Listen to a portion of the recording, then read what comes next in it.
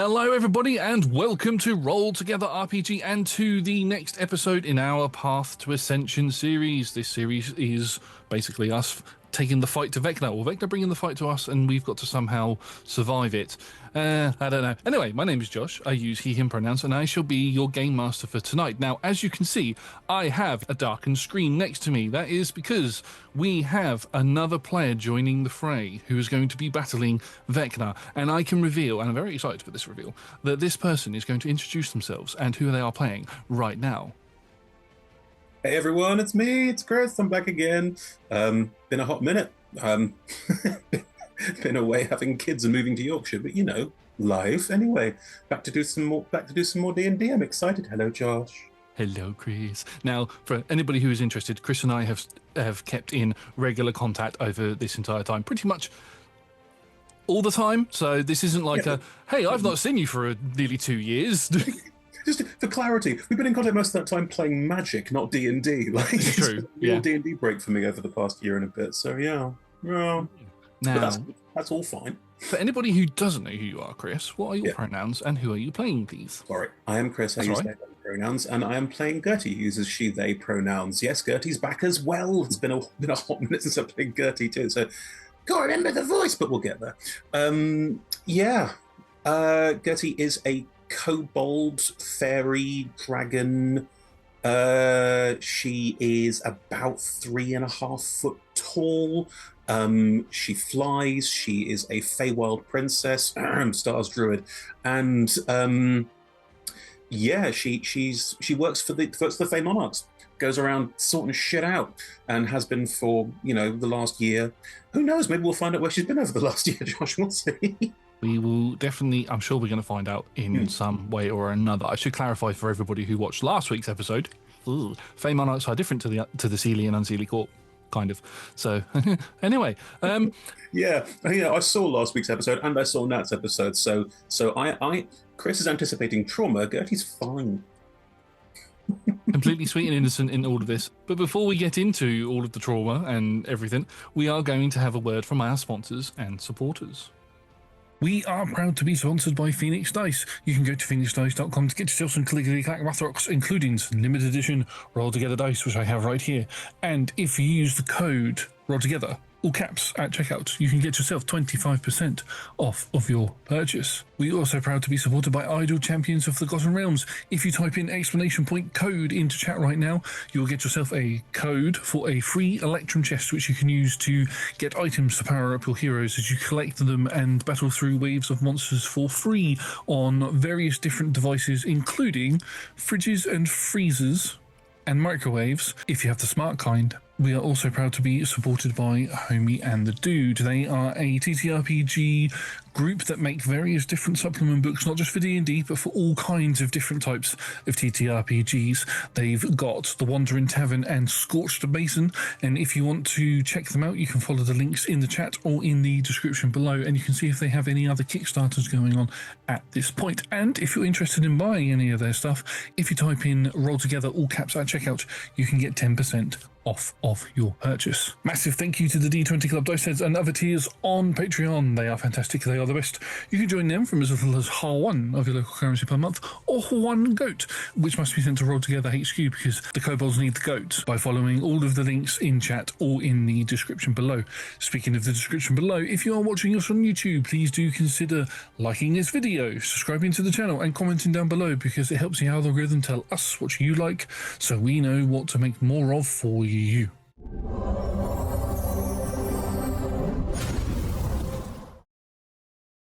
We are going to come straight into this little one-on-one session with maybe a little bit of a flashback. Not to the point of where we're going to see what Gertie has been up to over the past year. No, we're not at that level yet. We're going to go a bit further back. Before Gertie even appeared on Roll Together, before any of the adventures, before the Great Feywild Bake Off, before Flustered in the Feywild, before any of those stories that Gertie was either a part of or interlocked with or anything, we are going to come back to almost the beginning. Okay. In an area of the Feywild called the Twilight Grove, which is pretty much always in perpetual night, although night in the Feywild is a loose term because colours are different here. Everything is, it's just slightly darker than it might be in other areas of the Feywild, but it's not like it's like the blackest of night or anything like that. Everything's different.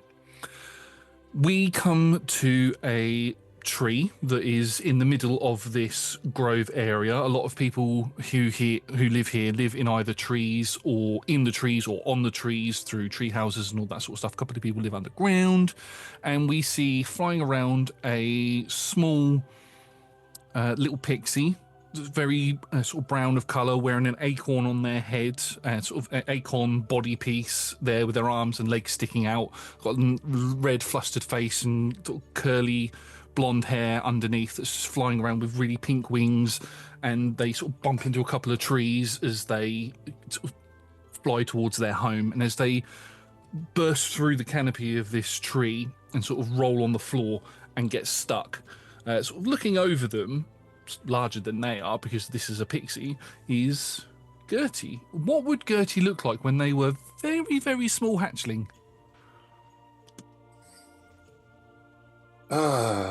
Players, this is why you did give your DM the ammo. Okay. Josh, this will be complicated, but hear me out on this. Gertie at this point,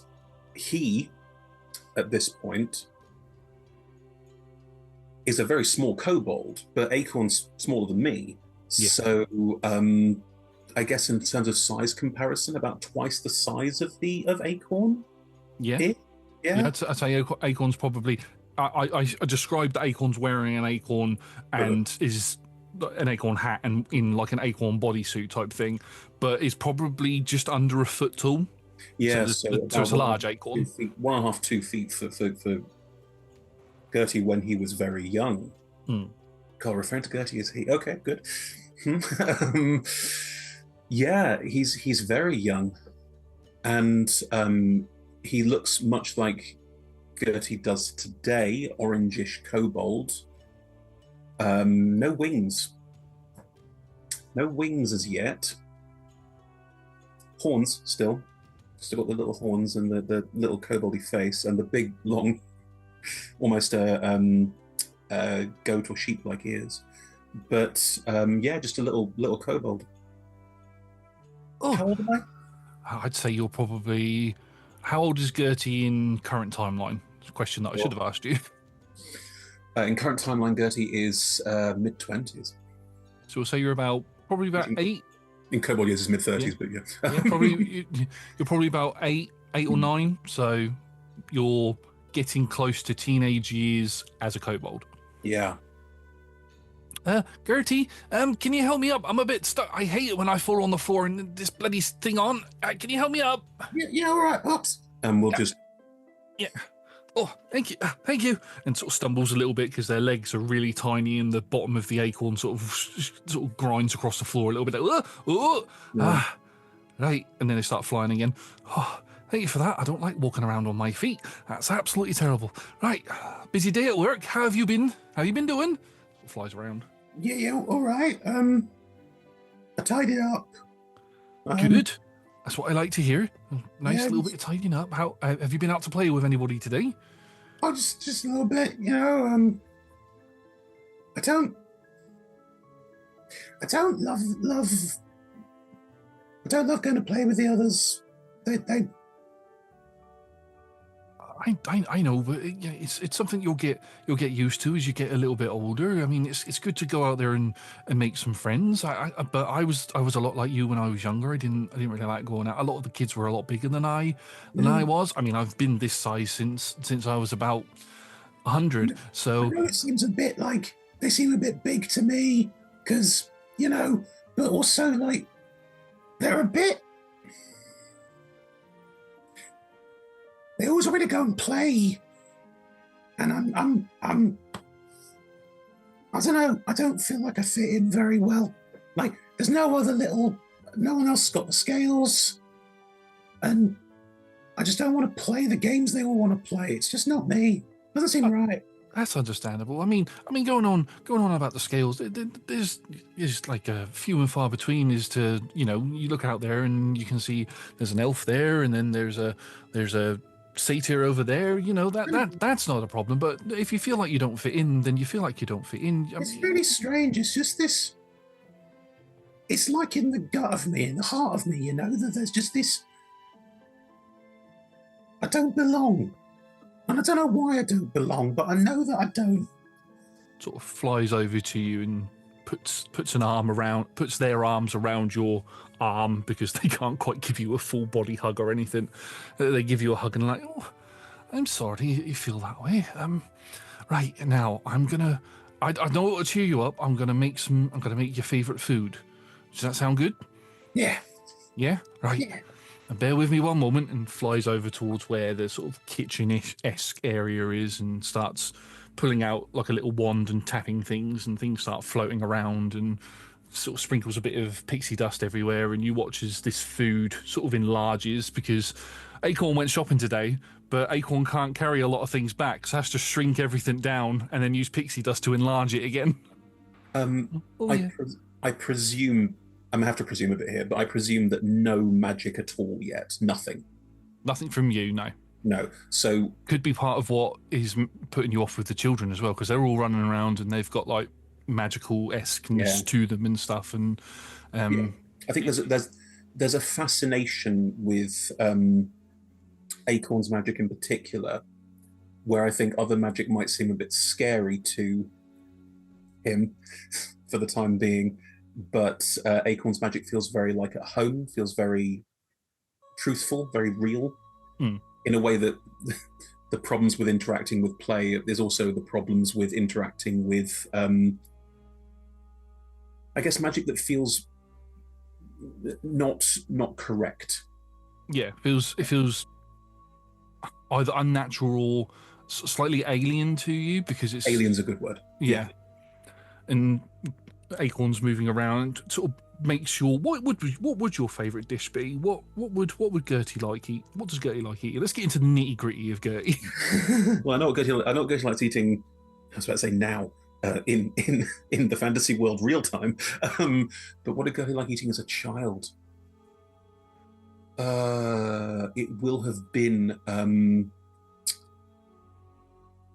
herbaceous, veggie, nutty, herby sort of concoctions, blends and mixes. Like, it will have been basically sized up pixie food. Yeah.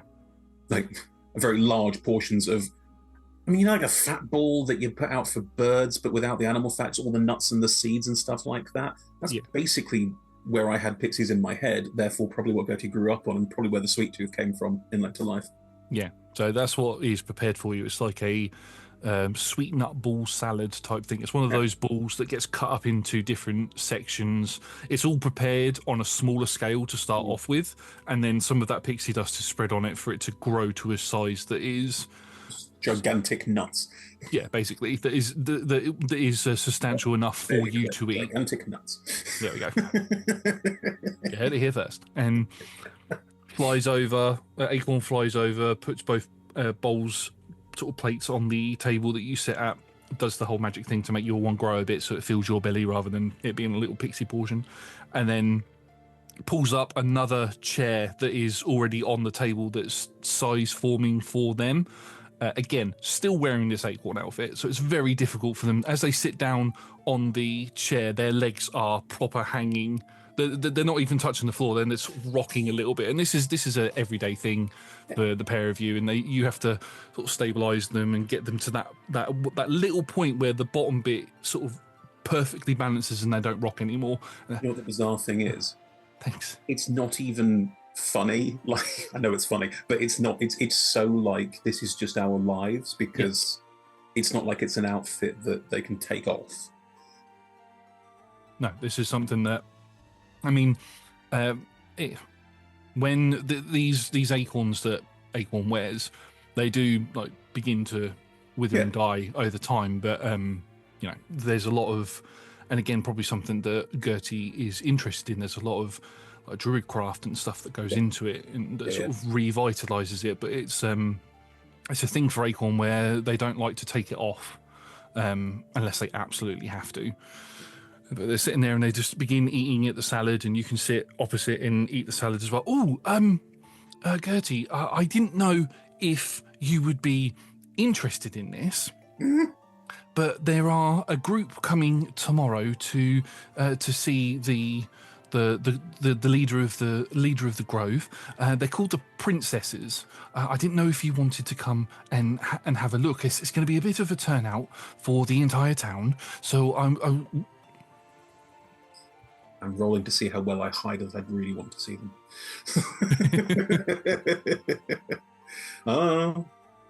I don't know what my stats are. I'm just rolling a d20 and presuming 0. Yeah. Fine. It was an 18. I mean, if you're going, I'll go. But, I'm not like, that's just not like, the kids don't think it's cool, so it's not cool. So, I'll go if you're going. I'm going. I'd very much like you. Yeah, I'll go. Yeah. All right. Great. Yeah. So they'll be coming. They'll be coming in the morning. So if you want to get up nice and early and get yourself ready, we can make our way over together. I've got an interview with one of them afterwards for a position at the Monarch's Hall. So I'm looking to be one of their stewards. So that'll be a nice little pay increase for us. So that would be so cool. That would be wow. It's good opportunities. Roll it. There is no hiding the kind of, I was going to say yearning. Yearning's the wrong word. There's no hiding the sort of like the place these fairy princesses hold in Gertie's mind as figures that are like, it's like a celebrity crush. It's that they are just the most important, like, exceptional, exciting, interesting thing. Yeah, they're like the people that stories are told about. You get a traveling bard come through. Absolutely. Who will tell the stories of the princesses and how they stopped a fire or something, or they saved the kingdom from the dark Feywild and all of that sort of stuff. Shadowfell. There we go. That's the word I was looking for. I was trying to think of what Ali called it. Dark Feywild sounds like an Instagram look that people share. it's like goth, the goth Fey area. Cottage core, but with goth elements. Yeah. I made this cheese with blood. With love and spikes. Yeah. Okay, right. So if you want to get yourself off to bed pretty early, I will get you up. I will wake you up. I've got a couple of things to do. I've got to polish my acorn so that I'm all fit and ready for the interview tomorrow. And if you want to get out your finest clothing as well, pick whatever you come. Yes. My acorn. That's such a euphemism. But yeah, go on. Polish my acorn. Here's the Feywild. Yeah. If you want to wear, I would suggest wearing anything that you feel comfortable in, and we will head over to there first thing in the morning. So we're there before anybody else. Oh. Okay. So I'm pulling a bit from personal stuff here. If Acorn says, wear whatever you're comfortable in, there will be an immediate drop in demeanor. At which point there will also be the excitement of this being a thing, like getting to meet your idols is also like, it's there, but there's also a bit of fear there as well. I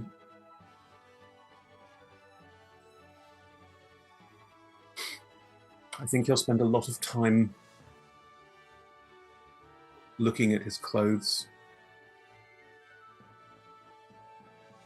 and picking the things that... Oh, does he have... I'm going to roll for it again.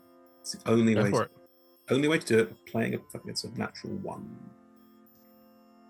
I will honour the natural 1. There are things that he likes wearing that he doesn't wear anymore because he gets laughed at. And he looks at them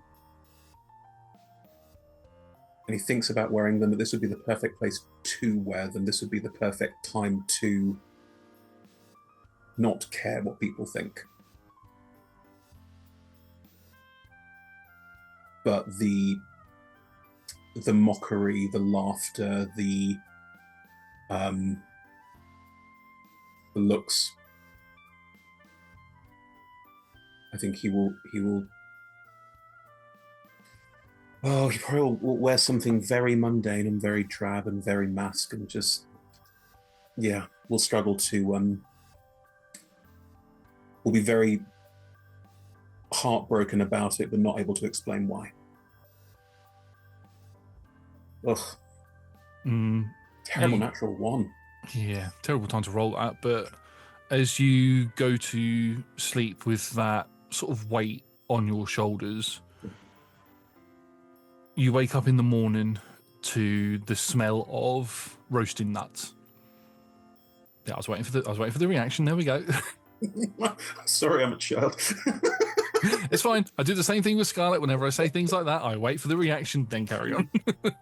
But you wake up to the smell of roasted nuts, and you know that Acorn normally prepares a 4-nut breakfast sort of thing for the pair of you to eat. And as you sort of get yourself dressed in that clothing and sort of step out, they are putting the nuts on the table. They're, instead of resizing any of the nuts to sort of suit you, Acorn's kept them at their regular size, but has just piled a lot onto your plate, and has kept so they've got the same sort of portion but on a smaller scale, and it's all split. It's on a plate split into 4 different sections, and there's like a tree sap dip that you can dip that into, which is something that only ever gets brought out on special occasions.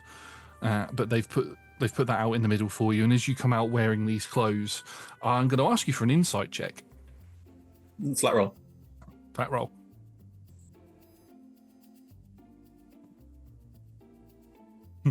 8-year-old Gertie with level 14 stats.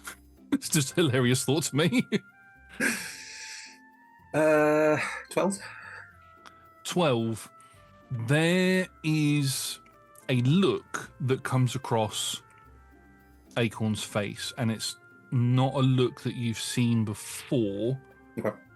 So, but it's like you think you saw it, but you're not 100% sure if you saw it, sort of thing. It's like a okay, blink and you'll miss it sort of thing. But they quickly look at you, nod their head, and say, "Okay, right, we'll get ready to go soon." They turn and they start eating at the nuts. Please join me and have a seat and eat as well. You say I saw the look for a second. For a second. What was the look I saw for a second? It's not a look that you've seen Acorn with before, but it's a look that you've seen on yourself when looking in the mirror, and it's a briefest look of sadness across their face, but it's quickly washed away.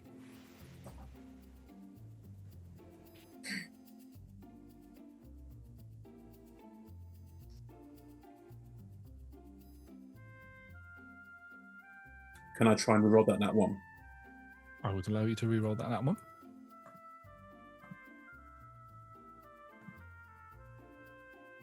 If you roll that into another nat 1, I'm just going to end the session there. 18 again. Brilliant.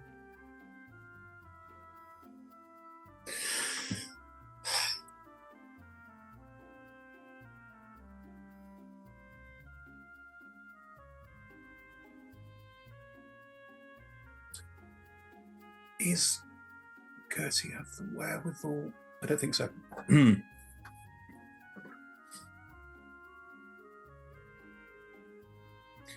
Gertie doesn't have the wherewithal to hide. I saw that look. Too young.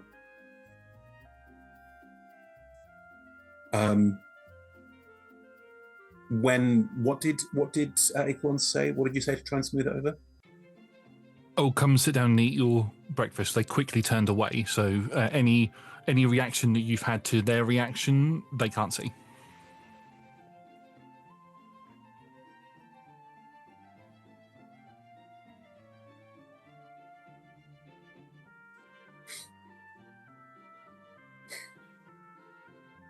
think he will just stand there for a second and not react and not walk over, and it's him trying to work out what to do in this scenario.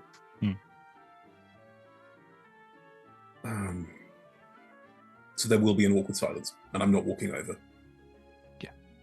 And Acorn doesn't turn back to look at you to say come sit or eat or anything, just sort of lets you go over there when you're ready to, but is just eating at their food, and you can see they've got acorns. They sort of twist the top off of the acorn and sort of put it on their head to see if it fits as a hat, puts it to the side, and then sort of begins eating the inside of it, and then cracks it open. And I don't know why I'm going into detail of how Acorn eats acorns. Yeah, but it is that moment of awkwardness where everything's sort of heightened, because I'll try and elaborate on this because this is very complicated. The recognition that your dysphoria has been noticed, it's the opposite of being mocked, laughed at, ridiculed, which happens, of course it happens. It's the fact that you then have someone who loves you and cares about you look at you with I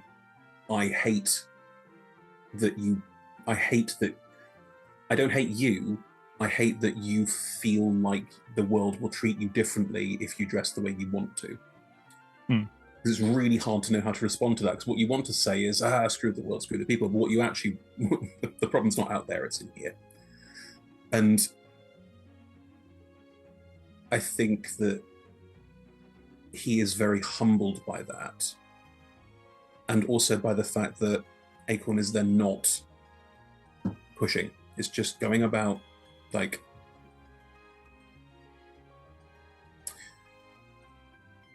okay, Gertie will go back into his room. Is there like one item, like a jacket or a shirt or something like that, that's his favorite, that is like, it's the starting point of the look that he wishes to present to the world? So yeah, I'd say that the clothing that you're currently wearing is very reminiscent of the top you've got on currently right now. The one, is it a jacket that you've got on? Yeah, it's very sort of mono color, maybe a little bit bland in some places. Not very reminiscent of what a lot of the people wear in the Twilight Grove. You would know that going out further into the Feywild, people would wear a lot more colourful things, and that would be what your favourite jacket looks like. It's a lot more colourful. It's something that Acorn bought back with them from the Sealy Court when they went travelling there, and that was a gift for you. Gertie has future Gertie has a blue waistcoat that she wears. It could be this could be the piece. This could be the point where it becomes like this. Yeah.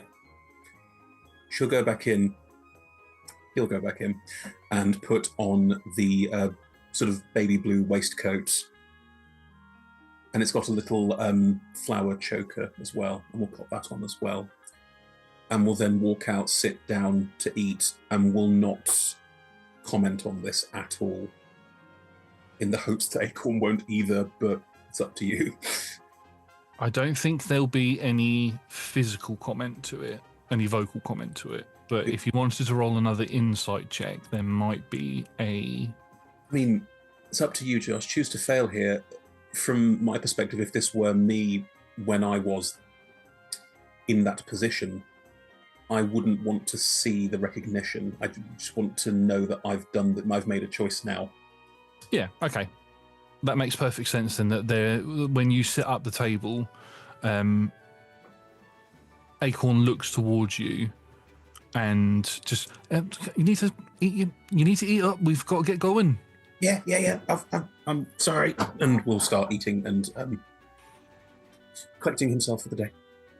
Brilliant. Right, so we've got to go to the Great Tree, and once we get to the Great Tree, I'm going to get us a prime position. we're going to go together. We've got to watch out because there's going to be lots of strange carts and things coming in.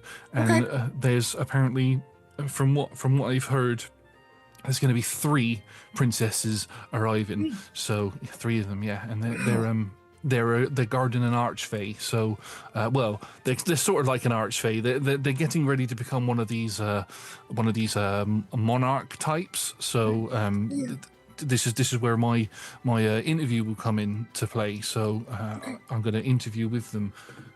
What was their name? Their name was Dracilda. That was their name. Gertie doesn't react at all. Chris is horrified. Go on. I know. Ha ha ha. Okay, all right, let's go. Packs up. You get a chance to finish everything, and the tree syrup that you can dip the nuts into, which is, as I said, a treat on special occasions. Acorn seems to see this as a special occasion. Is lovely, and it's sweet, and it sort of counteracts the dryness and sort of maybe like almost souriness that you can get from nuts sometimes, and it just I think you might be developing a bit of a sweet tooth here. Sort of. If it means that Gertie associates sweetness with special occasions and with like this moment in particular, clearly, like that's ties in with having a sweet tooth later, absolutely. Yeah. That's why it's only ever brought out on a special occasion. But yeah, Acorn puts everything away. You can. Sorry. That's right. You can help Acorn put everything away, and then the pair of you can leave, and you walk down the streets of the Twilight Grove. I say streets loosely because it's the Feywild, and the streets. Yeah, it's basically trees. There are sort of bridges and planks up above where other people come out of their homes. I mean, think of the tree that you live in like a flat. There's people that live above you, like far up above, and then there's people that live far up above that, and all of that sort of stuff. And the town, it's at that time of the morning where the town is, or the grove is bustling, and you can see these strange cart-like things moving through. Now, you've seen carts before, but they're normally pulled by large slugs or, you know, other fey-like creatures, but these, and they're not always made out, or they're made out of like hollowed out bits of mushroom or, you know, strange things, you know, fey-like things. But the carts, a lot of the carts that you're seeing now are made out of dead wood and are being pulled by these strange 4-legged creatures that look like centaurs but don't have the human top part. They've just got a head, which is very strange. Obviously, for audience members, horses, they're being pulled. They're pulling these carts. That's a horse, Josh. Who's listening? Going, I wonder what Josh could mean. Is it a cow? Could be a donkey. Could be a donkey. That's fair. Could be a donkey. I think there's a certain amount of spellboundness because I'm guessing the whole idea of chopped wood and horses was part of these stories, was part of these like tales of the Fey princesses. So yeah, there would be a certain amount of like, it's not just that's weird, it's oh my god, it's super excited, but it's the child who's super excited with no one to share it with. Yeah. Just sitting there quietly being very excited, but you wouldn't necessarily know. You feel like a little tug on your ear as Acorn is taken up on, sitting on, sort of still rocking her a little bit. You have to stop a little bit to stop them from falling off, but the tug on your ear every time something goes past. Oh, look at that, it's really cool. And sort of, but they seem really excited at the fact of seeing these foreign things as well. And I would say that as you begin walking down what would be considered the main road towards where the sort of the great tree is, the great tree is a much thicker tree trunk than the one that you live in, and right outside of it is it's sort of almost sort of in the large Twilight Lake that which is more like a pond, which is sort of in front of it. Acts like a moat, and there's like a leaf bridge that extends across it to it and stuff. And the figure inside that lives inside of it is a satyr fairy, so sort of a combination of the two, and but you haven't seen them yet. But you sort of follow along the path, and it's at that point where you spot 3 figures right up at the front of these carts. There's 2 sets of these carts, and then these 3 figures that are walking, sort of making these carts move at a slower pace. The 3 figures are of various sizes. One of them is quite tall, probably. I'm going to say this in childlike Gertie terms, probably like half a tree tall. Sure. Yeah. The next one is next one is probably more Gertie size, maybe slightly taller. And then the third figure is sort of in between Gertie and Acorn size. And they're all sort of covered up in cloaks and things, but you can see that the smallest of the 3 has got these wings that are flapping out of their back, and the wings are larger than what they are. Not by much, but probably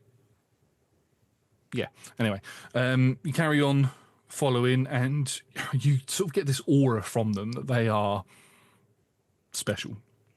Probably the princesses, because there's 3 of them.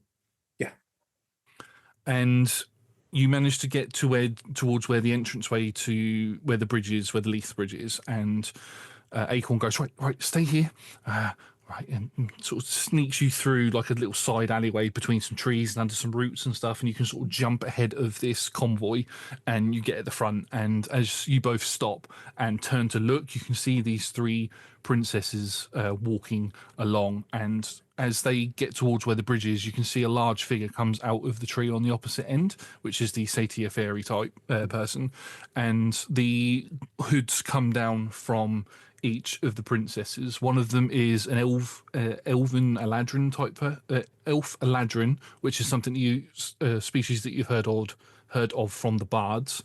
One of them is a fairy, slightly larger than a pixie. That's a smaller one, and then the last one is a rather I want to say a slightly more rotund dwarvish figure, but they've got a mushroom hat on and lots of vines and shrubbery sticking out of their skin, and it looks a little bit dead.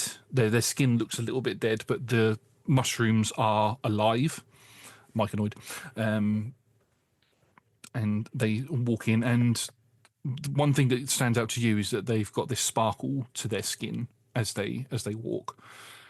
And in front of them is a much taller than the Eladrin woman, wearing sort of very darkish clothing. In this time period, they are appearing more like an elf and a dryad, sort of like a combination of the 2.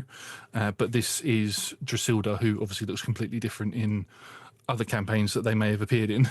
Does Drasilda have the porcelain mask yet? No. No, so you can see their face. They've got like a lot of sort of wood at this point. They've got wood that's sort of creeping up, and it's sort of set into the side of their face there, and then the rest of it's flesh. Sorry. Well, she was the conservator. Like that's her. She wants things to sort of, hence porcelain, keep everything fresh, clean. Not there yet. Not there yet. No, hasn't got to that level of power yet. Hasn't started making jam yet. No, not yet. Not the jam maker just yet. As they sort of stand into position, instead of them crossing the bridge to get to the great tree, the satyr walks over to them. Now the satyr just goes by the name of Leaf. They don't go by any other name, just Leaf, and that's primarily because what they wear are a lot of leaves around them. They sort of shedded whatever their name was a long time ago, and they just call themselves the Leaf. And they sort of float over the water and land on the other side, and they're right in front of you because Acorn sort of positions you in a really good spot that you can overhear everything. And Leaf just goes to Drasilda and to the princesses. Hello there. It's good to see you, and thank you very much for coming to the Twilight Grove. Now, I understand why you are here, Drusilda, but I do not understand why you have brought the princesses with you. And Drusilda is very sort of, I'm picturing at this point that she's very Hela from Marvel. Sure. Very, very Kate Blanchett at the minute. Mixture of her two characters from Lord of the Rings and the MCU.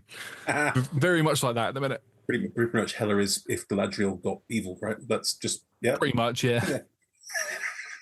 I'm not saying she's not trying, but let's face it, Hela is basically evil Galadriel. Basically, yeah. And we do see a little bit of that in the first film and maybe the books. You need to read them though. But anyway, she sort of leans in. Ah, yes, I am here to pick out a new assistant to join me at the monarchy so that we can so they can help me with the ruling council. We have a couple of new members joining. There is the detestable Rack and Ruin, who is also looking for their own little subordinate. And that wasn't your question, was it? Anyway, the princesses are here because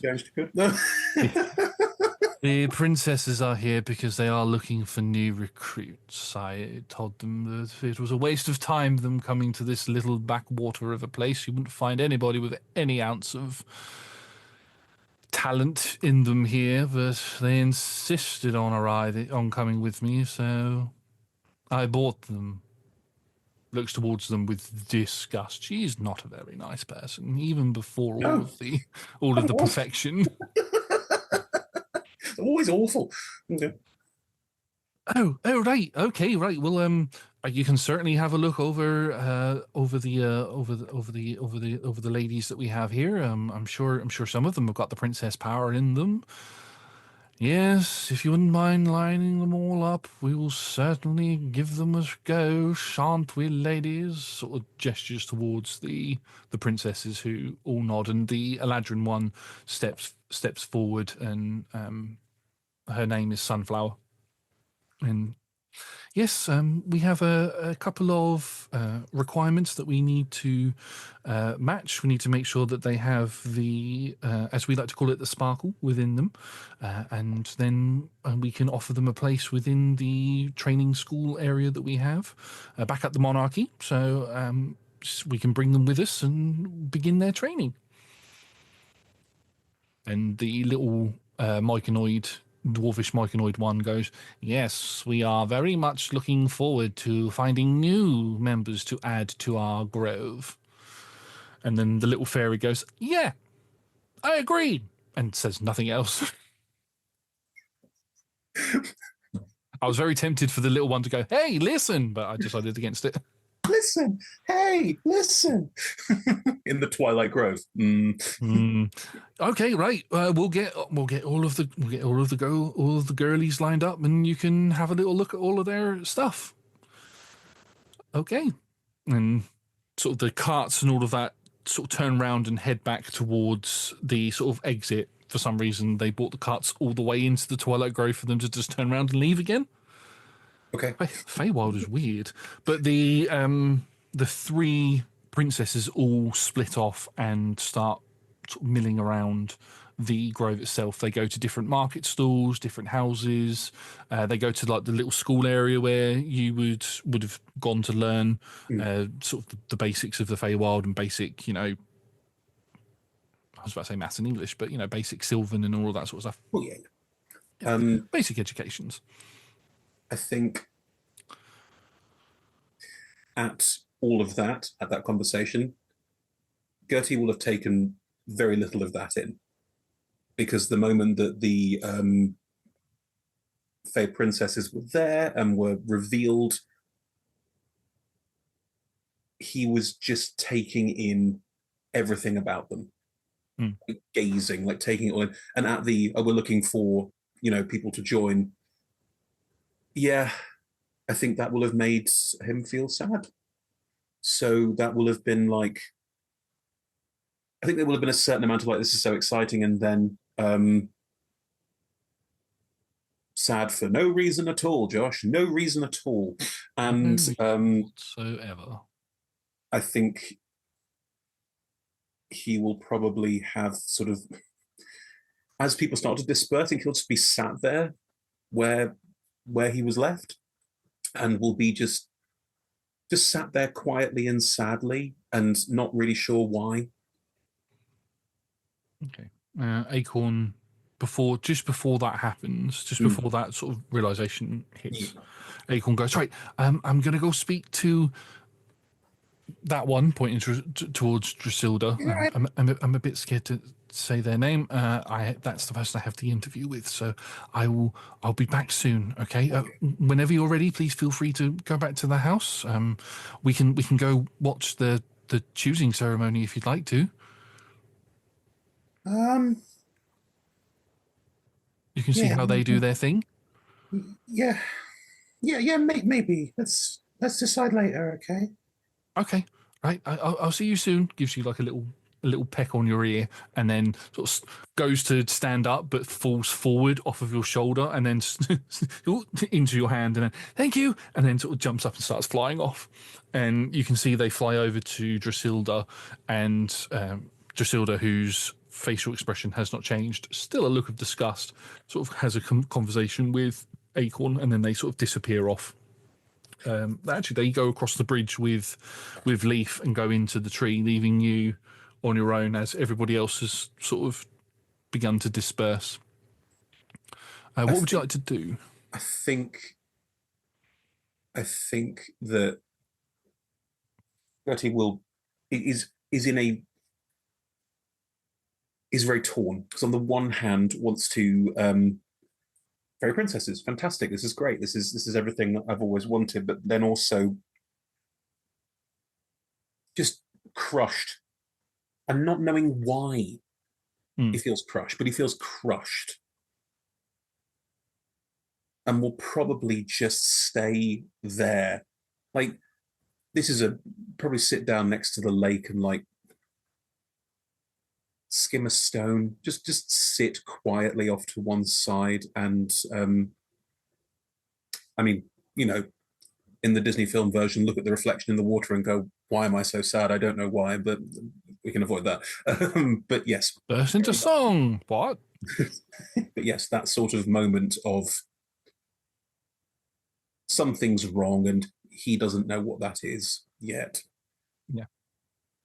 A little bit of time passes. You're not quite sure how much time, but you are sat there for quite a while. And eventually you watch as Acorn and Drusilda both leave the tree, and they cross over the leaf bridge, and Drusilda carries on walking, and Acorn spots you on the, so it's still sat there, and floats down towards you and sort of sits on your knee, with a big grin on their face.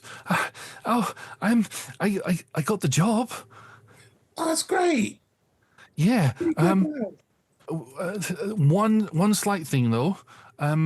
It's a sort of live-in position, so we might have to move to the monarchy. Sort of the monarch tree. I mean, they've got a perfectly lovely school. You'll get to see the princesses every day. At the oh no, this is a terrible shame, we'll give a big hug, like this is all sarcasm. Like, yeah, like couldn't be happier. Yeah. You'll get to see the princesses every day. Oh, you can feel like a little bit of sort of like wet on your shoulder as they're sort of happy crying. Yeah. They were holding it in when they saw you, but as soon as you gave them a big hug, they sort of started happy crying, and they're like, oh, thank you. And you feel like this big warmth sort of wrap around you as basically they've cast Mage Hand and they're sort of giving you a little bit of a hug and sort of, oh, right. Well, it's about that sort of time that the choosings happen. You'll get to see this plenty when we go live with the princesses. But I mean, the first experience is always a magical one. Would you like to see it? Yeah, I guess. Yeah. Why not? Yeah. Yeah. Right. Okay. Well, that way, and sort of sits on your shoulder again and points in the direction. Because Acorn wants to go, Gertie is going. But he doesn't want to see someone get chosen. Yeah. On the other hand, we're going to see this more often. We're going to go live in the with the Fae monarchs. There's a certain amount of like, Well, best get used to this sort of feeling like a little bit, although still very much in that kind of dysphoric shock of not quite sure why or what to do in the scenario, apart from being led is good. So he's led. Yeah. So you make your way there, and there's no sort of reaction or acknowledgement from Acorn. It's like they're going through a bit of a I'm excited, I just got a new job sort of phase. So yeah, sort of struggling to deal with their emotions on how happy they are at the minute. Of course, yeah. But you get to where you know the sort of main market area of the town is. It's the largest space. It's pretty much very close to where your home is. There are trees all over the place. It's a nice, lovely, wide open area, and every single person who lives in this grove, including Leaf, are here and lined up in single line formation. There are 5 of the girls who live in the grove. You know each of them. May have seen them going around. Maybe not so much have spoken to them. Some of them are a bit older. Some of them are a bit younger. Yeah. And they're all there, and you can see the 3 princesses are sort of stood in front of them, except for they're not wearing their cloaks anymore. They've taken their cloaks off, and they're sort of what they wear underneath is fully exposed, and it's different between each of them. The elven one, Sunflower, goes more by wears sort of more the leather armor that's made out of like leaves and things that sort of is very form fitting and has a large bow on their back, which was very strangely concealed by the large cape they were wearing beforehand. Magic.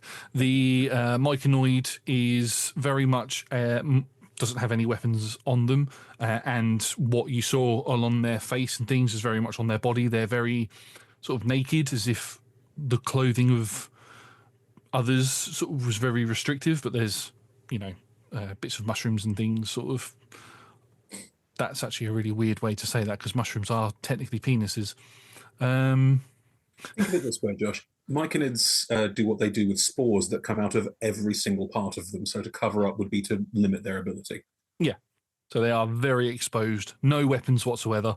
And then the little pixie, the little fairy, sorry, has a glowing wand. ball of light with wings. Hey, listen! Hey, listen! Or is wearing a pink tutu, not pink, green tutu. Whichever one you want to go for. But yeah, they very, very small armor and looks and sort of waving a wand around and stuff. And they're flying around the other 2, and they sort of fly around this open space a bit. And the grove itself is always covered in leaves. And as they begin flying around, they sort of spray out little bits of fairy dust all over the place, and it begins to sort of fall to the ground, but not quite settle on it. And as this happens, it covers this entire grove area with this floating fairy dust, which is, there's a difference between fairy and pixie dust. Fairy dust is slightly larger chunks than what the pixie dust is. And chunkier. Yeah, it's a chunky minister. Chunkier. And as this is happening, the Sunflower, the Eladrin, steps forward and sort of begins reciting a sort of princess ritual while this is happening. And you watch as this happens, their sort of flowers and things begin to sprout up around their legs and begins sort of twirling around their body and up. And you watch as their clothes sort of begin to shimmer and glow like a really bright pink color, and it extends over their face, so their entire form is pink. And you watch as they brush their hands over their hair, and as they brush their hands over their hair, you watch as a crown forms in the center of their head, and the colors changed from them having like a auburn brown hair to bright blonde. And as they extend their hands down there, the leather armor that they were wearing before flows into a like summery style dress, and you can see that their skin is now fully glittered and shining. It's like they've had their twilight thing, they've Sailor Moon transformed is what they've done. It's the Stars Druid starry form. It's Sailor Moon and it's She-Ra. It's all of it in one. It's all of it in one. Perfect. And as they do this, and as spellbound, as that magic goes to leave them, it leaves them, but it doesn't just dissipate like you have been told in the stories. When they transform this beautiful moment, it just dissipates out of nowhere. It gets picked up by all of the fairy particles that have been left around. And instead of it dissipating, it begins lighting up all of these particles around and lighting up the leaves so that they start floating off of the ground. And you watch as the trees around you begin to glow. And for the first time ever in the Twilight Grove, the sky darkens and turns completely black, which is a colour that you've not ever seen before. Mm-hmm. But it's very much like you are in and the only thing that is lighting at the moment are these pixie particles that are being infused with this Circle of Stars magical energy. And these leaves begin floating around, and there's 5 of them. And they begin floating towards each of the 5 girls that are lined up in the line. And as they sort of touch onto their hands, onto their cheeks, onto their legs, you watch as some of them fall off and the magic sort of fades from them. And you watch as one of the girls goes, "Oh," and gets up and walks away. Another one, same thing happens. And eventually it happens with all of them. And Sunflower steps forward and looks over where these leaves have fallen. There's still leaves floating around, but looks over all of them, and it appears that there are no princesses to be found in this grove. It's very sad. I was hoping that we could find some more recruits. Can you make me a perception check, please? Still a flat roll, yeah? Still a flat roll. 7. Job on. You don't notice anything, but you do notice, because it's very hard not to notice, because you'd have to go cross-eyed to like, they're right in your face. The fairy is right in your face. What about this one? And Sunflower turns around and looks towards you, and resting right on the top of your head is a leaf, one of these magical leaves that is glowing brightly. Oh no, I can't be. No, you something wrong. Sunflower walks over to you. Oh, hello there. What's your name? I'm Gert. My name's Gert, but most people call me Gertie. Gertie, it's a pleasure to meet you. My name's Sunflower. Why were you not in the lineup? Because I'm not. Well, I'm not. It can't. What are you talking about? I'm no. And she sort of gets down onto one knee to get to the same sort of level as you, and she's got a very big, sort of heartwarming, sort of inviting grin on her face. Not what? You're exactly what we're looking for. Would you like to become a princess? I mean, I'm not. We'll lean in with it, and we'll whisper. Don't. Princesses have to be girls. I mean, that's not. And she leans back as you've leant in and whispered this to her. She leans back. Anybody can be a princess.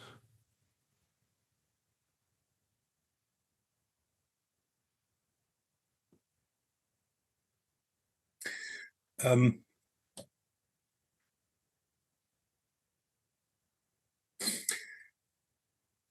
think that he's just going to cry.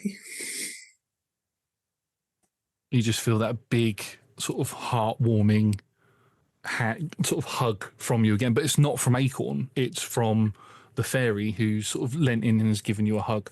Acorn is sort of flying above you at the moment because they noticed this leaf land on your head and are like, this is their moment. I need to get away from this, and is sort of flying. And Sunflower goes to place a hand on your shoulder, and is it okay? Yeah, sorry. Sort of places a hand on your shoulder, and you feel this like warm light come from them. It's okay. Would you like to become one? Would you like to join us? Yes, yeah. More than anything, yeah. Yeah. Yeah. Brilliant. Well, we will arrange for you to travel with us, and we will take you for your training. And at this point, Acorn then comes down and is bawling their eyes out, and it's like, "Oh, I've just accepted a job with Drusilla, so that means you can train as a princess while I'm working. It's going to be so much fun." And sort of, they're very small.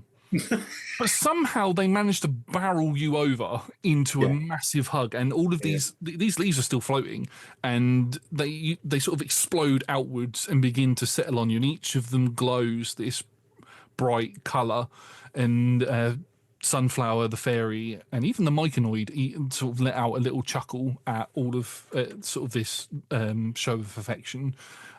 There are a couple of people in the town who sort of like begin cheering. Others have sort of like spread out and gone now. You know, ceremony's over and all that sort of stuff. But yeah, you are you are left with Acorn. The princesses go, we're going to go to the edge of town. We're going to spend the night there, and then we can travel in the morning. And Acorn goes, no, absolutely not. You can come stay with me. Instead of staying in those stinky old tents, come and stay in our tree house. It'll be absolutely fine. Oh, if that is all right with young Gertie here. She will nod and say yes. Brilliant, right? Well, I'll get started on some nut roast salad, and I'll get some stuff prepared for the journey. And Gertie, I love seeing you. Like you, it just wants to say. Is being held back and sort of like chokes up a little bit. It's like, goes in for another big hug, and She will give a massive hug. Yeah, she doesn't really have words for how she's feeling at the moment, but it's that feeling of everything clicking into place. Yeah. And as everything clicks into place, you feel this very warm glow on the center of your back. You feel like it's probably Acorn giving you a hug, or the fairy has flown in and has given you a hug from behind or something. Mm-hmm. But as you are there sort of embracing Acorn, there's no pain to it whatsoever, but you just feel this weight. It's a two-pronged thing, because you feel this weight lifting from you, but you also feel this weight, sort of like this emotional weight lifts from you, but then this physical weight almost sort of not takes its place, but you can feel there's something physical on your back. And as you go to look, Acorn just goes, oh, look at that. And you can see a pair of wings have grown out onto your back. And Acorn just looks at you and gives you the biggest kiss on the forehead and doesn't say anything else. You got my wings. You got your wings. Got my butterfly wings. I was going to ask you what the wings look like. They're sort of, they're like moth butterfly wings. They're a bit more, like they're butterfly-esque, but they've got sort of long, like the butterfly wings with the long, sort of longer tendrils at the bottom. There's an element of that. And that is exactly how Acorn's wings have looked this entire time. Yeah. Oh. Sorry, that doesn't have a lot to say for once in her life. Overwhelmed, completely overwhelmed. Mm-hmm. You can go back to your home. Acorn prepares a feast for all of you, and it is perfectly suitable to everybody. Mm-hmm. Somehow the three princesses stay the night with you, and there's somehow space for all of you. But you know, that's the Feywild. That's magic for you. In the morning, you are able to leave. Turns out Drasilda had left beforehand. Apparently has the ability to teleport themselves anywhere they want to. I don't know. That's what you get for being a bad guy. Anyway, you can travel with the princesses and with Acorn, with these strange foreign horses and carts, and you make your way to a portal. Where the Fey monarchs live is within the Feywild, but it's not within the Feywild, if that makes sense. It sits within a demi-plane that is within the Feywild. And you need to go through a portal that is in one of the lakes. It takes a couple of days for all of you to get there, but you sort of walk into the lake and you are transported to this beautiful tree that, I mean, the entire land itself is the tree. It's like, if you think of like a world tree sort of thing, like if you think of like Yggdrasil sort of level of tree, it's like the world tree of the Feywild, basically. All of its roots lead to a different area of the Feywild, and that's what you've done. You've gone through this river and you've travelled along one of these routes. And this is where the princess training grounds are. This is where the Fey monarchs live. And this is where you will spend pretty much the remainder of your life up until you leave to go on the adventures that we've seen you on. Yeah. Oh, that's lovely.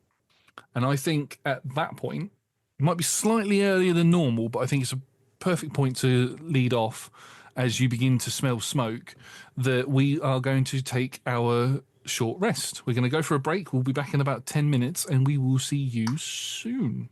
Bye-bye. Welcome back, everybody. We have taken our short rest, gathered our drinks, collected our emotions, and we are going to dive back into the second half of this session. In the first half, gathered our emotions. Fuck me. In the first half, we met a younger Gertie and what life was like for a much younger Gertie. It's apparently. But as we get to sort of the end, or as we came to the end of that first half, Gertie begun to smell smoke. And that's where we find out that everything that we just experienced in that first half was a dream, a memory that Gertie had had. And Gertie, you awaken. Are you the sort of person to sleep in a tree or at the base of a tree? Where would you sleep? If you're out in the wild. Oh, out in the wild by myself? Yeah. I would fly to somewhere relatively high up because I am but a small kobold dragon, and I would be trying to find somewhere to trees or just like a high surface where I won't be startled by anything at ground level. Yeah. In a tree is fine. So you're in a tree, and as you awaken and sort of sniff around, you can see there's lots of smoke around you, and on the branch that you are currently sort of laying on sleeping, there is fire beginning to lick its way very closely to your feet. Is the entire tree on fire? The entire tree is on fire. Is the next tree on fire? Next tree is on fire. Is every tree around you is on fire. Fine, I'll just start flying, and I will fly up and sort of situate myself in a place where I'm not going to get asphyxiated or crushed by a burning. I'll probably fly up to get a better view of what's going on. What was I doing?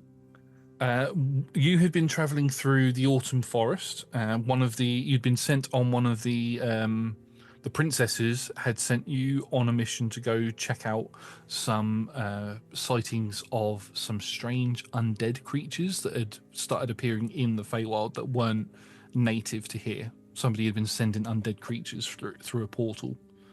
Are these the undead creatures I have been investigating for the past year or so, being sent off to all different corners of various planes of existence to try and find out if they're connected? Yeah. Right.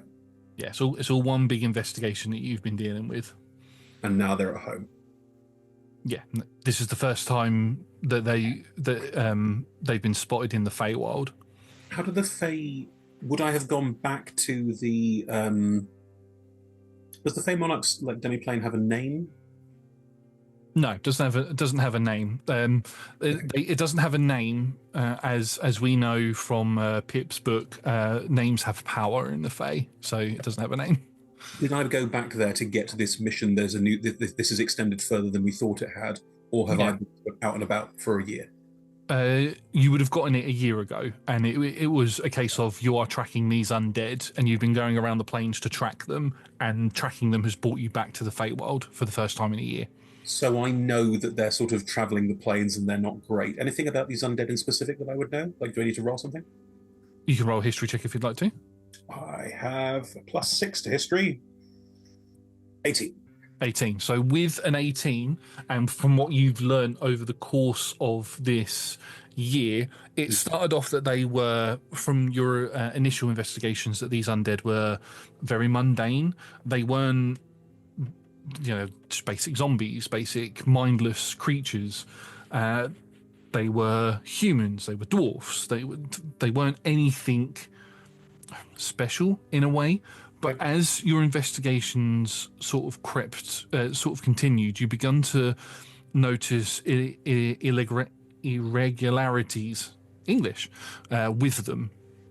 And it was that they, because you're quite a magical being now, their magical aura that they have, or the presence that they have as undead, the necrotic energies that are in them don't vibrate at the same sort of frequency that other necrotic powers that you've experienced have, which tells you that they are otherworldly. They're weird undead. They're undead. They're strange undead. And as the year has gone on and you've investigated more of them have become, more unique versions have begun to appear, and more sophisticated versions. Not necessarily them themselves being more intelligent, but you started seeing some that are zombies but are quite strong, some that are zombies but very fast. You've heard rumors that there are like vampires and liches and all of that sort of stuff that sort of joined the ranks of this growing army, and this is the first time that it's brought you back to the Feywild. And do they traditionally set fire to things? Is this like a traditional tactic of theirs? Am I in the latest thing that they do, or is this different? Because the Autumn Forest, Pip's from the Autumn Forest. Yes. Right. Pip's reaction to the Autumn Forest being on fire was hilarious. It was, oh. I think there will be a certain amount. I've not seen Pip in about a year because Pip didn't really do undead hunting. And also, Pip's a terrible, scout. And a lot of this is scouting them out, where I can fly over things, have a look around. Yeah. So, yeah. I've not seen Pip in a year. I think that I'll be wondering if Pip's okay. And also, this is bad. Who set it on fire? Do these undead set fires? Is that a thing that they do? It's not a tactic that you've come across before. Normally, they just overwhelm the area that they're attacking with sheer number, and then whatever they kill joins them. I've killed a bunch of them, right? Yes. I have fought them off. Yeah. Great. Okay. So... And run from a few of them as well. Yeah. I am but a wee level 14 kobold. So... Level 14, but still wee. Still wee. I'm going to, keeping above the tree line so as not to inhale a bunch of smoke. Be right in the smoke, wouldn't I? Okay, to keep away from the flames, and also to try and maybe fly out of the smoke so I get a better sense of how widespread this is and how big a problem it is. I'm going to keep flying up and away, basically, to try and find the edge of the fire and the smoke and see how widespread this is. Just to get a sense of how big a problem it is. It wasn't on fire when I got here. No. So you fly upwards out of the canopy. You have to go through a little bit of fire in order to do that, but it's not going to do any damage to you or anything. But you fly out and you fly up. So it's sort of above the smoke that's rising up, and you have a look, and it's horrifying. Everything of the Autumn Forest that you can see is on fire or has burnt, and the fire has sort of left the husks of trees behind. The entire Feywild seems like the Feywild itself is very bright in colour. It seems like a lot of the colour has drained from everything around you. It's very much almost like those sort of black and white shows that you see in modern age, and they sort of highlight a red colour or something. It's become very much like that at the moment. Not quite like that, but you're the brightest thing around, is what I'm trying to say. Can I ritual cast to detect magic? You can indeed, yeah. Cool.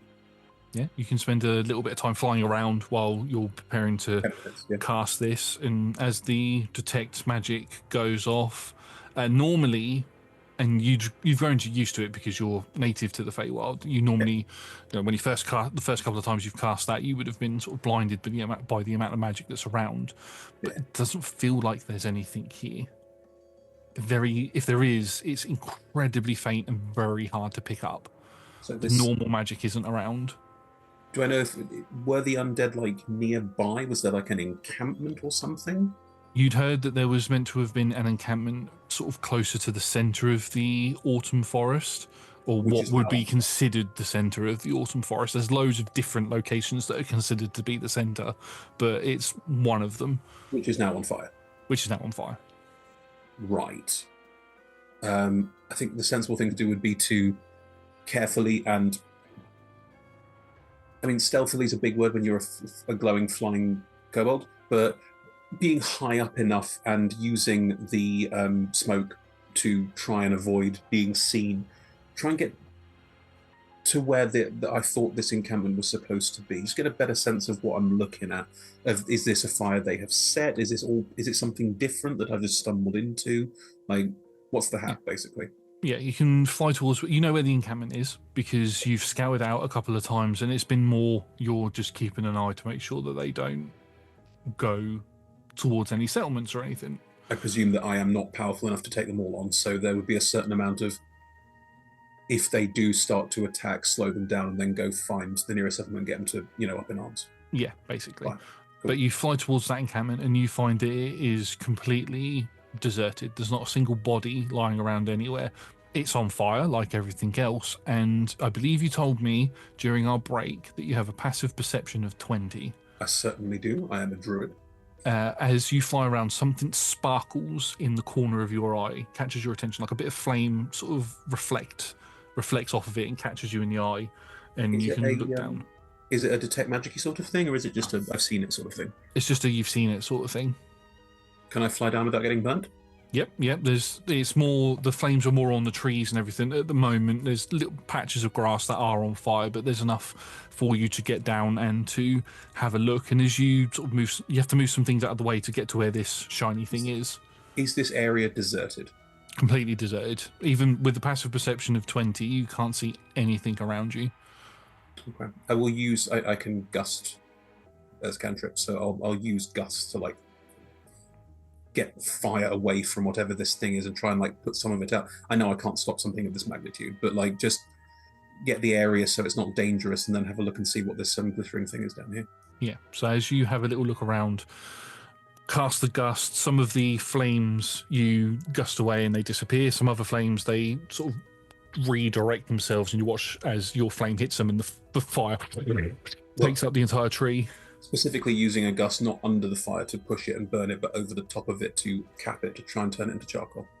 Yeah, you can do that. Yep, that's fine. Again, like you said, it's not going to be enough for you to put out the entire autumn forest, but you basically make a safe zone for yourself to start moving this sort of debris away and get to the shiny thing.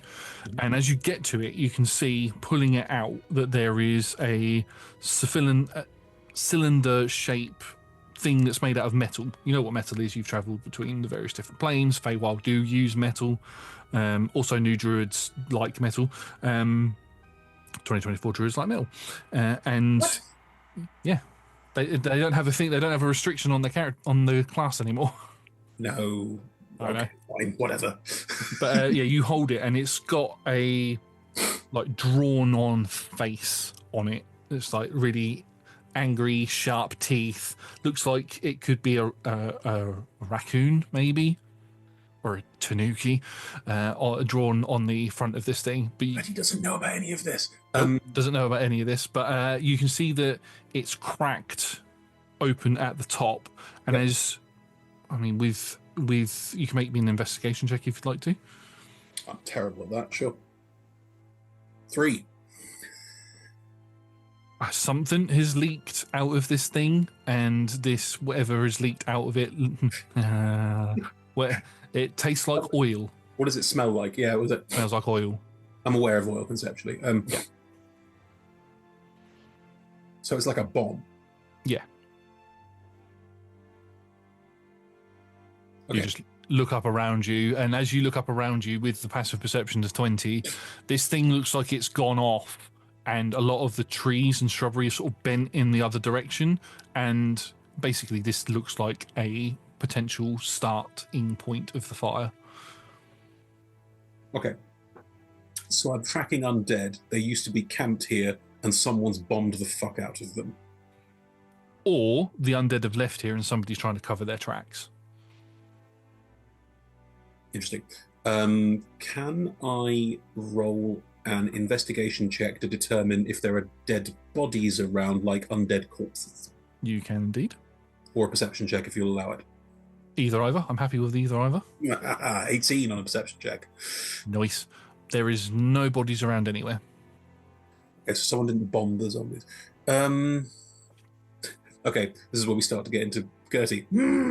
Is the main noise that you get as I look at this. I'm not really a great investigator. I'm a looker at things and a dealer with problems. Can I track the undead? Where did they go? Yeah, you can make either a nature or survival check.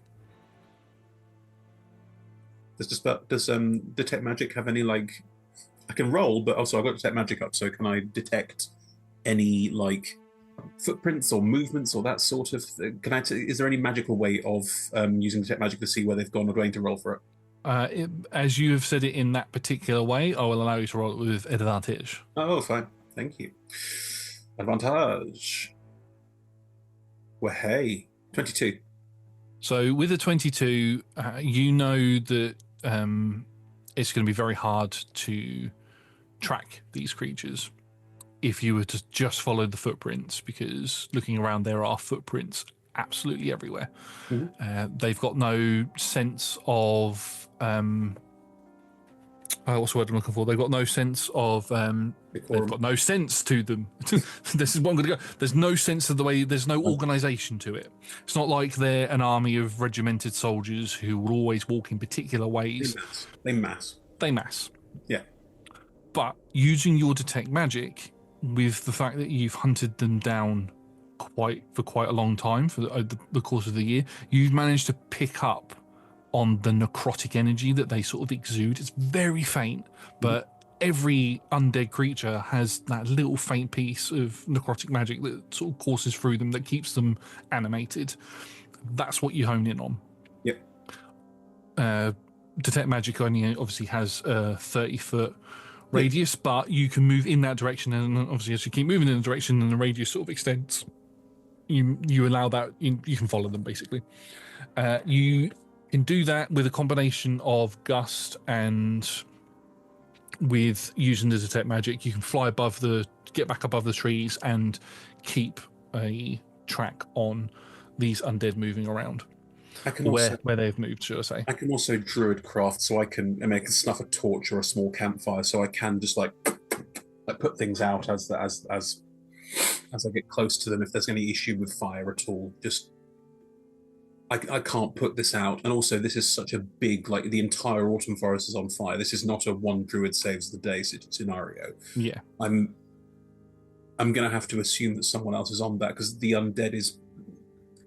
Okay, the undead is an issue. Someone bombing to hide the fact that we're undead there maybe is more of an issue. So that's my goal here is not to try and save a forest, which I can't save on my own, or to try and do that. It's to try and keep up with whatever nefarious plot is going on, because I'm assuming that no one's tried to bomb areas to stop it being obvious that undead were there with tanuki-shaped bombs before. What I assume is a tanuki, I don't know. You don't know, but yeah, it's for the audience's reference, it's tanuki shaped.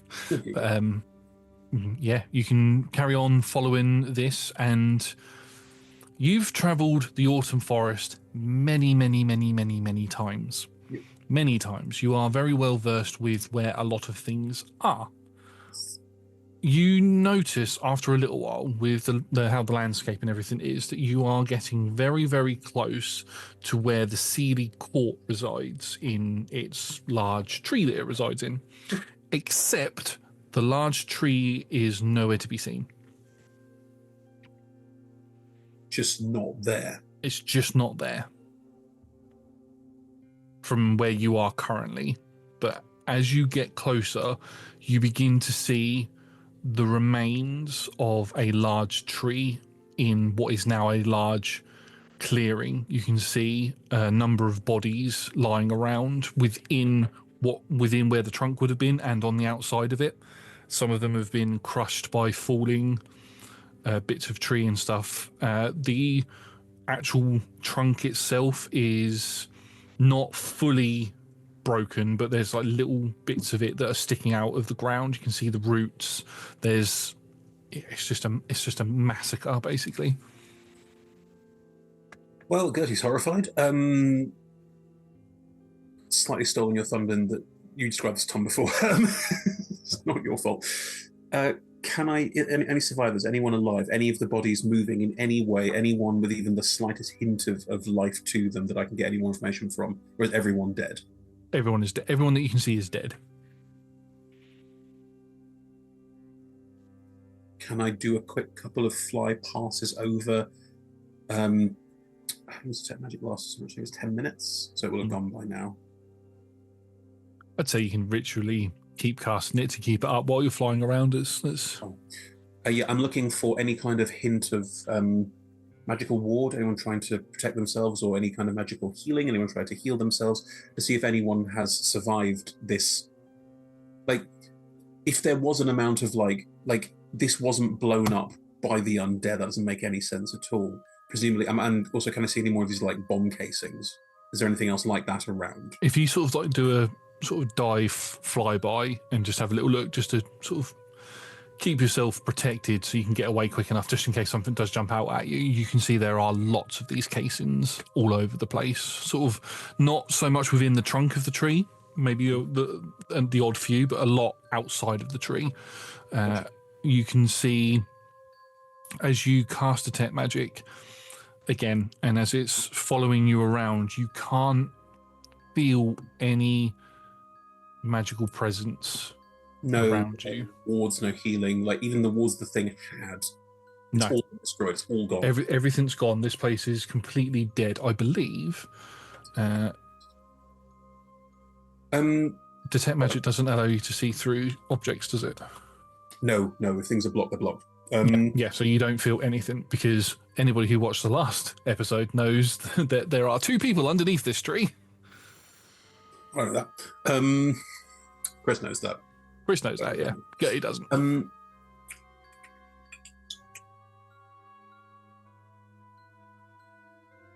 Okay. Where are the undead? Are there undead bodies around? You can see, if you look over the bodies, you can see a lot of them are wearing sort of Sealy Court attire, and it looks like they're... Like, as in... Are there the bodies of, like, the Queen of Light and Darkness? Are there the bodies of, like the Fey Lords? Are they here? Yes. Anybody who was considered a main member of the Sealy Court that wasn't a Fey Monarch is here, and you can find their bodies with a little bit of time. Right. Their bodies, I should explain that their bodies look like they have been drained of all life and energy. Their skin is taut up against their skeletons, and they are drained. I'm going to make some logical leaps as Gertie now, because Gertie's intelligence is only 12, so I want to be careful with this. Only. Yeah. So... the Sealy Court has been destroyed, and Fey Lords, ladies, etc., have been necromantically fucked with, because they've had their essence drained. Yep. But there's no zombie bodies. There's no sign of the zombie invaders that I'm actually tracking, but there are more of these bomb casings. Yeah. Okay. From Gertie's perspective, that's weird, because where are the undead? It seems like the undead went in and attacked the Sealy Court and got everyone's like magical essence and then left, and then it got bombed to buggery. That's how it looks, yeah. Two separate events. Mm. Like, it's almost like these are completely different. This is clearly a humongous problem. This is clearly more than one person can deal with on their own. I need to go back to the Fey Monarchs and tell them what's going on. So after a bit of time of looking around and finding these corpses and realizing that this is a serious issue, do I have a faster way? Can I plane shift to the Fey Monarchs demiplane, or do I have to go through one of the portals? You'd have to go through one of the portals, plane shift. Obviously, you've used plane shift to get across the planes, but I can cast plane shift. I'm a high-level druid, motherfucker. The Monarch's realm is protected from that sort of thing, because they could just have anybody randomly drop in on them. How far away is it? The nearest portal to where you are now is back in the Autumn Forest, which is currently on fire. But you know that there is a small little pond area that you can go to and sort of dive into that, and that will take you straight there. Cool. I will, after taking this all in, I will try and gather as much information as I can about who's been killed. I'll try and gather as much information as I can about, like, I'm just going to sort of take in as much of this as I can to give as much information as I can to the monarchs when I return, or to the other princesses, frankly, because this is a problem on a much larger scale. And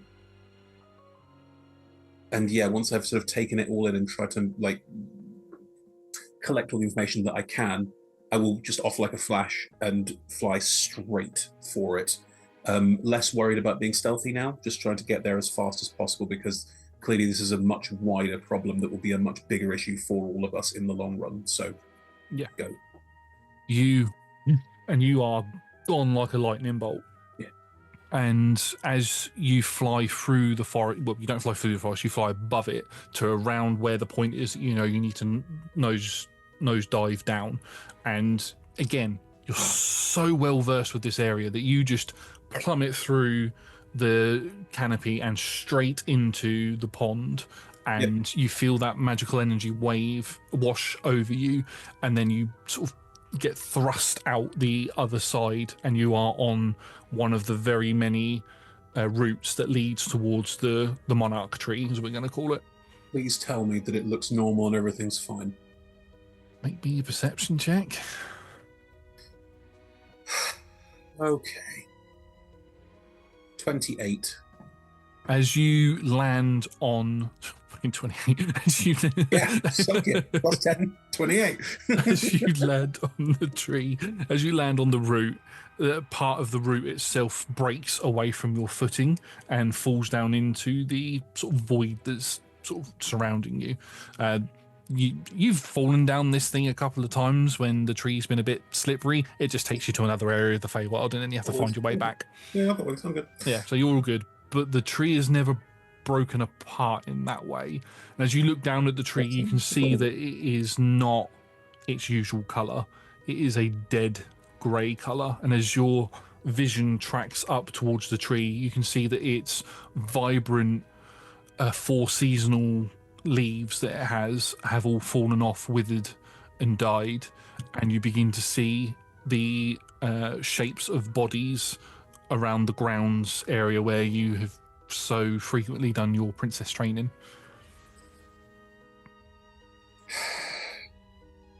All these people I know. You move along, sort of fly along and get there.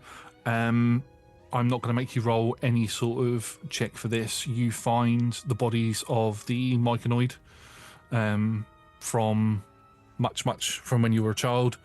You find the body of the fairy, and slumped up against one of the sort of training grounds, sort of outbuildings, you find an older sunflower. Is she alive? She's dead. Looks like she's had all of her. There is no same thing. Sort of drained. Looks like she's been completely drained of all power. All right. A realization hits you. Acorn's still here.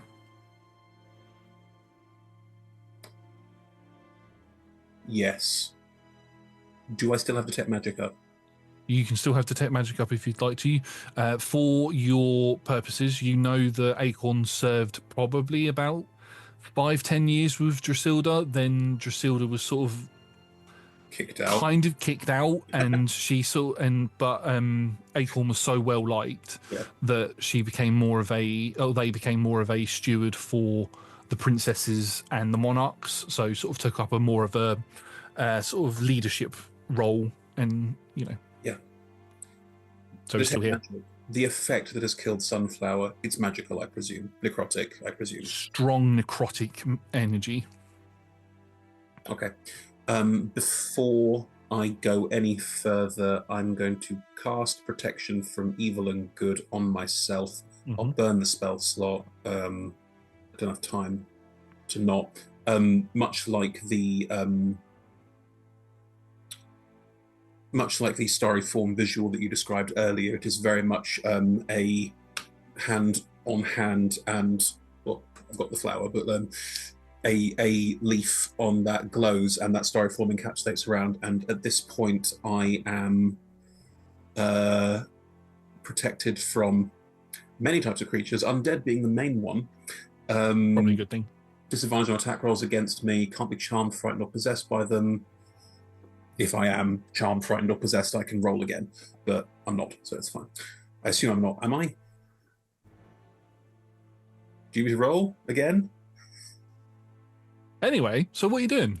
Do you need me to roll? Because I get to roll again if I am. No, you're not. Yes, I will then beeline. I mean, slightly disadvantaged here because I grew up here, but I didn't. So I will head straight for where Acorn tends to be. Acorn's like either domicile or office or place where they did most of their work. Yeah. So Acorn very rarely was in sort of like the main monarch chambers where the monarchs would do their meetings and things. They would go in there to sort of provide food and drinks and that sort of stuff and clean it up and all of that. But yeah, like you said, there's a main office area that they work out of. You can make your way there. It's been turned upside down, but there's no sign of Acorn anywhere. So that leads you to think, right, let's go to where we live, where we stay, and that causes you to sort of run over to another section of the tree, and it's sort of like the living quarters area where the working staff live, and you burst into there. It's completely untouched. Nobody's been through here, but there is also nobody in here, and it is very, very, again, there's just that void of colour everywhere. It's been untouched. Your living abode has been untouched, yeah. Is there a door that opens and closes? Yes. Is that the only door in and out? There's a door that leads out the back onto like a little balcony that sort of overlooks where the princess's training ground is, but that is also shut. Okay. I have an immovable rod, so I will close the door and I will use the immovable rod to lock it, because immovable rod can't be unlocked by, anyone. Well, DC 30 strength check to move it 10 feet. It can hold 8,000 pounds of weight. It's a much better way of locking a door than anything else. So yes, I will absolutely lock that. This is what I use for safety when I'm out and about. I'll lock the door to make sure that no one's going to surprise me. And I will fly into the room, still protected, and just, hey, Cohen, you there? No reply. No answer. Are they anywhere in this room if I carefully go through and look around? Carefully go through and have a look. There's no sign of them in here. And they weren't in their office either? And they weren't in their office, no. What is the third most likely place for them to be? It would be in the main monarch chambers. They would go in there every so often, but yes, the only other place that they would be. In the rooms, is there anything? This is where I grew up. Not grew up, that was back in Twilight Grove, but this was like my home for a very long time. Is there a keepsake or a memento that I've kept here that I don't carry on me? Because something that's strong since I might be back. Yes, I would say that the Acorn that Acorn was wearing when you were chosen to be a princess, and when Acorn received the job here, would be the thing that you have. Acorn would have changed their Acorn at some point, but magically sealed this so it didn't disintegrate and gave it to you as a gift. So it's like a little necklace that you can wear, but it's something that you keep at home. I'll pop that. I'll basically go into what used to be my room and do a quick I'm just going to see if there's anything here of mine that I want to take with me, because this may be the last time I'm here. And then once I've done that, I'll unlock the immovable rod, put it back on my belt. I will head for the council chamber, but I'm not rushing anymore, because I get the strong sense that this is going to be bad. I also get the strong sense that I'm not going to be chasing after trying to find... If Acorn's not here, and if Acorn's not in Acorn's office, then there's no reason for them... there's a certain amount of dread, but an acceptance of dread. It's the acceptance of they're probably all dead. Okay, I need to find out what I can as much as I can, because I need to go and try and find a higher authority. And it's starting to think what the hell is a higher authority here? What do I do? Because everyone I would have gone to in a time of crisis is either dead or I assume already dead. I'm going into the Fey Monarch's chamber, assuming I'll find them all slumped over a table, desiccated. That's fully what I'm expecting now. Yeah. Okay. Yeah. So I am being slow. I am being careful, stealthy, if you will. I've got the protection from evil and good up, and I'm maintaining that. Just very much this is no longer a try and save everyone. This is a try and work out what the hell is going on, and then try and find someone to help. Yeah, you can make your way towards where the council chambers is now. This is, as I've described, this is a large tree, but even a large tree has its limitations on the amount of space that's inside of it. So that a lot of the rooms, the more secretive rooms, like the council chamber, or even where the monarchs live themselves, are all within a demi-plane within the tree itself. So it's sort of like the TARDIS, bigger on the inside, sort of thing. Each individual room is bigger on the inside. Walk through a door, massive open wide space sort of thing. Magic. So you know where to go to get to the council chambers, and you have to go up a sort of wooden lift that takes you to the third level. But as you're travelling up that third level, you hear a scream coming from the council chambers. Presumably I can fly there faster than a lift. Yes. I forgot you could fly for a second. Yes, you can fly.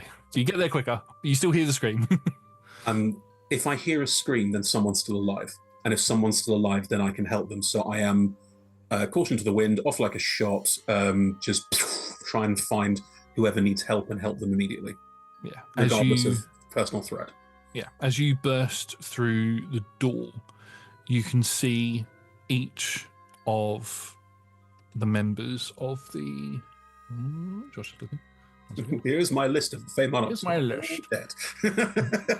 As you burst through, you can see the Fey Monarchs. There's lots and lots of Fey Monarchs, and there's only a few that you know by name. You can see the body of Veronestra. There we go. I don't know why my mouth just went to that. Veronestra. I'm struggling with it too. Veronestra. Yeah, Veronestra. You can see the Lord of the Hunt, Lady Babington, the Swamperlid, and the Angel of Death, all of their sort of monikers that they have. You can see them all laying there in their chairs, on their thrones, dead. You can see their bodies are slightly different to the bodies that are outside. Yes, they're slightly desiccated, but it's more that something looks like it's ripped its way out of their chests. And you can see... caught the same? No, they were all just completely desiccated. Concerning, okay. In the centre of the room, you can see two figures, one on their knees with their chest sort of pushed outwards, and you can see something is beginning to pull push out of their chest, porcelain mask on their face, screaming as another figure is just holding their hand out and just crushes their hand together as this shard just rips itself out of their chest and begins floating with 7 other shards in their hand. And they extend their hand out and sort of hold it in place and just look over it. And then they look over towards you. Oh, Gertie. The shards sort of disappear into a jacket. Who the fuck is this person? Because they know. It's good to see you. And as they turn round, their visage... Hang on a minute. I don't know this person, yes? You've never seen this person before, no, but you've heard of them. I've heard of them. Okay, fine. Then yeah. Right. Yeah, Sorry. you've heard their voice before, but you've never seen them in physical form. And that makes sense because as they turn around to look at you, their form shifts from that of a drow to that of an elf, and then their shape sort of they're very amorphous with basically they're like very Odo from Deep Space Nine, sort of shifting and moving around, but the voice stays the same the entire time. It is good to see you, Gertie. It's been a while since you fumbled my plans with the bake-off. They move around, holding the crystals in their hands. Right, slight problem here, because the moment that they were tearing the thing out of someone and turned and said, "Oh, Gertie," I would have just fireballed them. Go for it. Dex save, please. Yeah.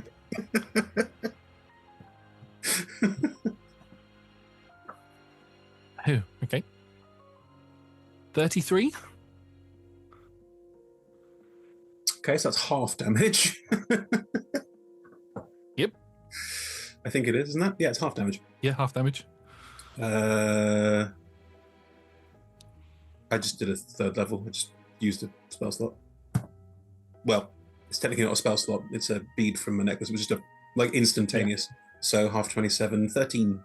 13. You watch as the flames lick up across parts of what is their oozy form, and then you watch as it all instantly just heals back up, and basically instantly heals back up, and they just stop. They form shifts into basically you.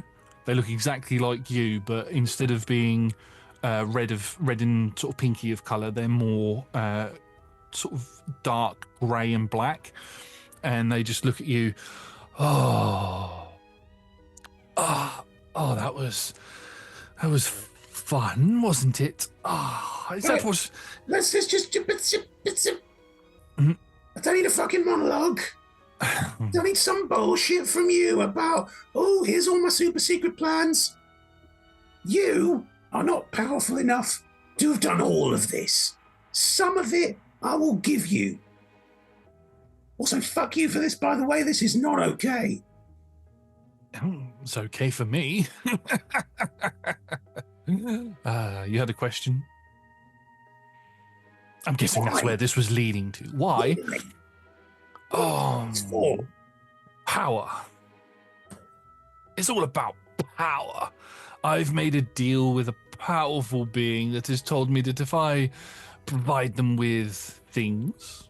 Oh, sorry. You don't want a monologue. If I kill all of them, I get the Feywild. Okay. I am just going to arch an eyebrow. Huh? And I'm going to hit them with a 7th level guiding bolt. They click their fingers as the guiding bolt fizzles out. Just in front of us. Gone. Yep, just gone. So I can't do anything to stop you. That's just... You... What do you want me to do? What do you think's going to happen here? I can't stop you from doing this, so... I know. I wasn't expecting anybody to be here, but it's so much more fun when you have an audience. All right, then. Fine. I'm going to leave. I'll see you soon, Gertie. Wait. Now you've got an audience, maybe we can have a chat. I thought you didn't want a monologue. Just tell me who you're working with. How about that? Oh, it's not somebody that you would know, but, you know, they've been sending their I'm smarter than you think, Dick Cheese. You always had such a way with words. I've enjoyed watching you over this past year. I'm literally like racking my mind for any kind of spell or ability that might slow this fuck down, but I don't think I've got anything. Anyway, so I'm working for, let's say, the big cheese, as you like to put it. He's come here. He's going to rid the world of all you boring people. I was going to swear then. All you boring people. Oh, I will swear a lot. If I'm not allowed to, please tell me now. If it's programmed, if the channel's changed, you've got to tell me now. No, I'm just trying to limit the amount I swear, because I swear a lot. Yeah. I forgot where I was going with that. I completely put myself off of my track record. What was I doing? That's right, it's fine. Yeah. He said that if I give him some nice presents, I'll get a nice present in return. Feywild will be mine. Something I've always wanted, but all of this lot were always in the bloody way. Especially this one. And he kicks Drasilda's body. Okay. We've been at war for a long time. I am going to fly full pelt at him. Them? Yeah. Them? Sure. And I am going to try and grab whatever these shards of thing are that they have nicked. I'm just going to fly full pelt and make a grab for any of them. Whatever this thing is, this powerful thing that they really wanted and needed, it's clearly what's important to them and why all this is happening, so it's more information, so that's good. So yeah, full speed, fly directly at them, hand outstretched, and I'm, in my mind, preparing a bonus action Misty Step the moment I've grabbed one to get the fuck out of dodge. Because the conversation's not going anywhere, I can't do anything to them, but if I can get one of the things that they've specifically got, I can then try and get the fuck away as fast as I can. Yeah, okay. You can either make this, I'll give you one of three choices for grabbing. You can go for athletics, acrobatics, or sleight of hand. Oh dear. The best I can offer, acrobatics, athletics, or sleight of hand. It's either acrobatics or sleight of hand, so I'll yeah, go for one of those. It's not a good bonus. As you begin flying towards them, you watch as their form begins to shimmer and shift. And what was your roll? 7.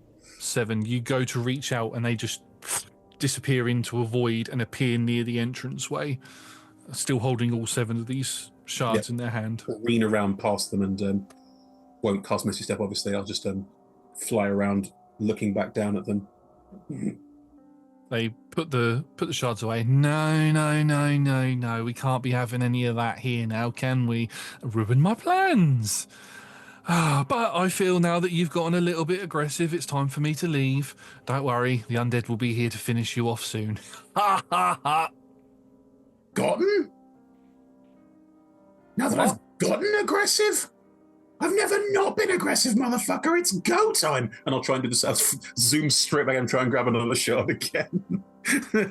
He's put them away now, or they've put them away at this point. And as you go to go towards them, I'm going to need a dexterity saving throw. Fine. 18. 18. As they disappear, you watch as their form shimmers and you stop yourself from flying into the door, and the chamber that you're in begins to go quiet. It's going. So there'll be a lot of swearing, and then there will be a sort of looking around. I need to check all the monarchs quickly. Are they all dead? What was taken out of their chests? What is this? What was being pulled out of their chests? What's going on? Yeah, you can. I presume they're all like it's not go to Jill and go, Giselle, are you still alive? Babe, hello? I can't tell because you got a mask on. Is she like dead immediately? Can't even like get a word out? Gone? Yeah, she's gone. Yeah. Okay, there will be a flyover to her body first because she was the last person. Then might say, just drop. Just didn't like her very much. Well, then start like looking at the hole in her chest. Like, what is this? What was like? Fae don't have like a crystal in their chest. What the fuck was this? You can roll me a history check because with advantage because it's something that you would know having lived in this place. Sure. 20, none that.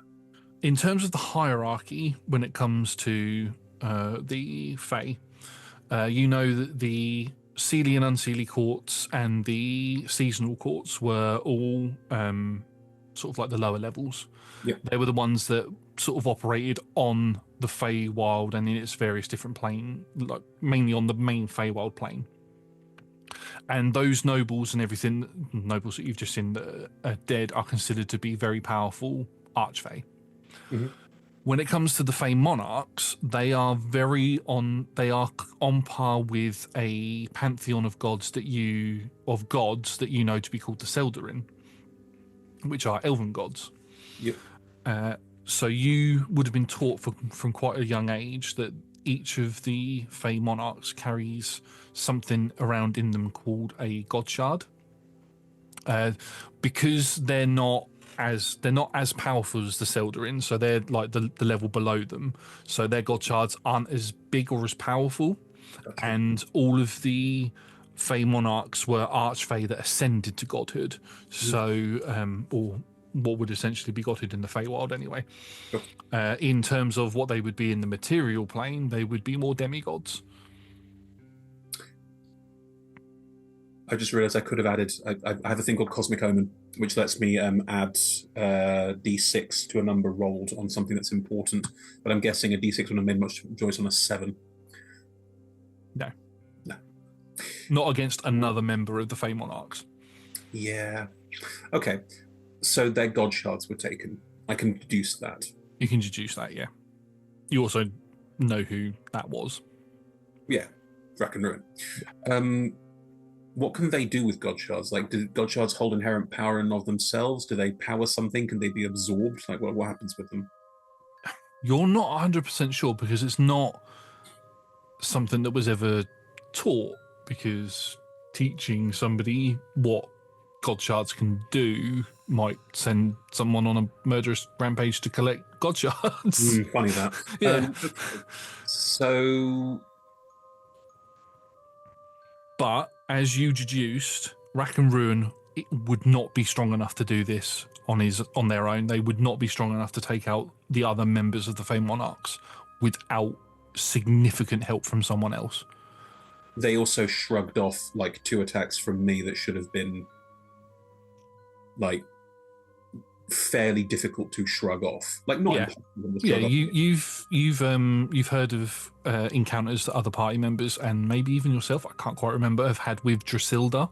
And yes, very, very powerful, but not unhurtable.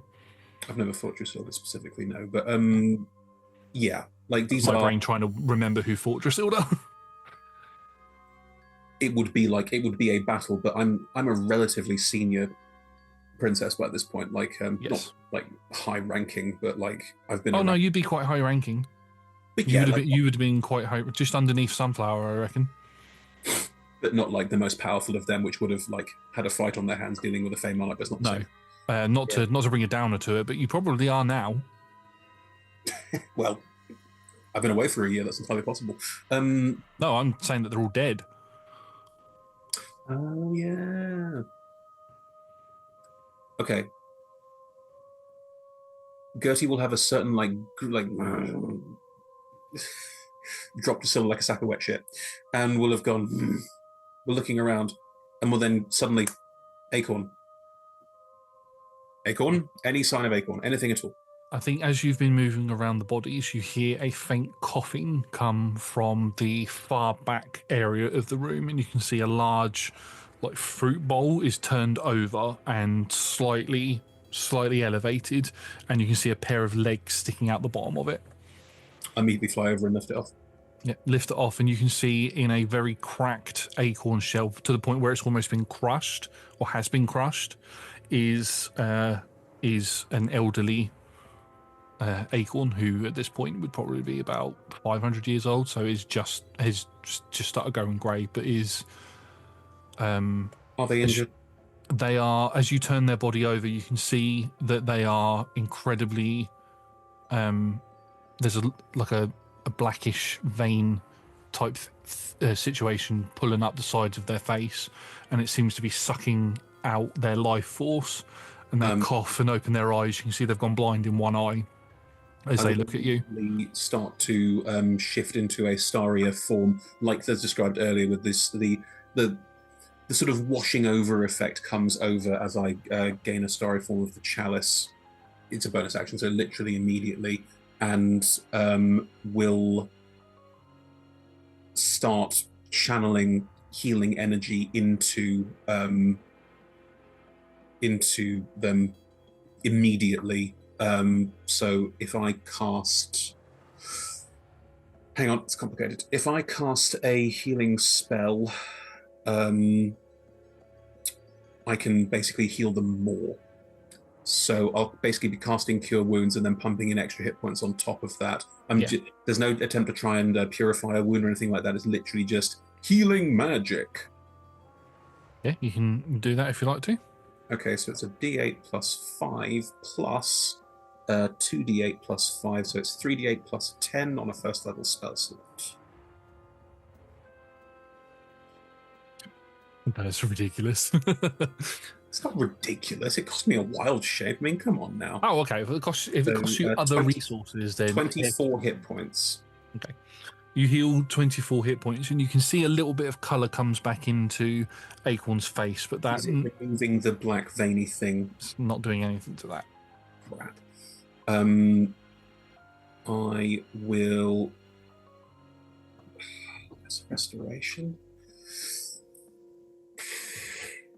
Disease, blind, deaf, and paralyzed, poisoned. Maybe I'll cast a less restoration on them immediately to keep like healing energy. And maybe I'm just whispering quite like, "It's all right, you're all right. I've got you. You're all good." And just like less restoration is a second level spell slot and will cure disease, blind, deaf, and paralyzed or poisoned. Does the black vein go away?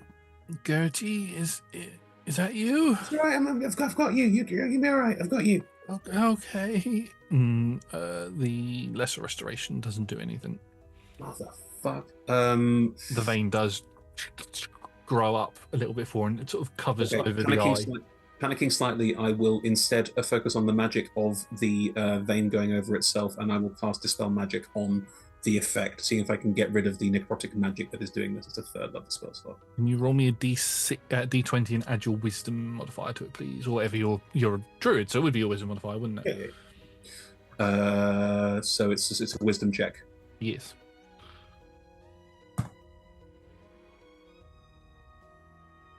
That one.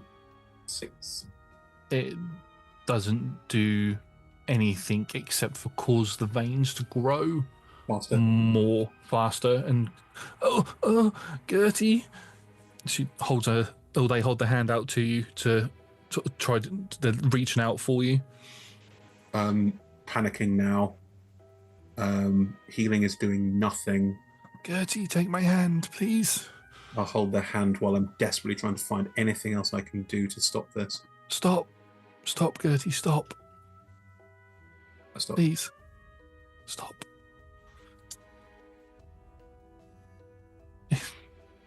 You're such a good one. Takes a difficult breath inwards. I love you. No, you don't. I can do something about this. I can definitely do something about this. And I'm going to keep scrolling desperately through my character sheet, looking for things I can do. You can do something, Gertie, but not for me. You need to help others. There are many other people out there who... If I can't help you, how can I help anyone else? Just hang on. I'm going to... So I've done all my spell slots. I'm going to try and bless them. Bless means that they can roll saving throws better. Oh, fuck bless! Protection from evil and good. I don't know the protection from evil and good on them because that will give them a chance to re-roll whatever's affecting them. Yeah. Rules as written, if that even fucking applies, but yeah. Yeah, you can give them protection from this necrotic energy, and it stops its advance for the moment. All right. Well, that's a starting point. Good. All right, good. Gertie, listen to me. What? Listen to me.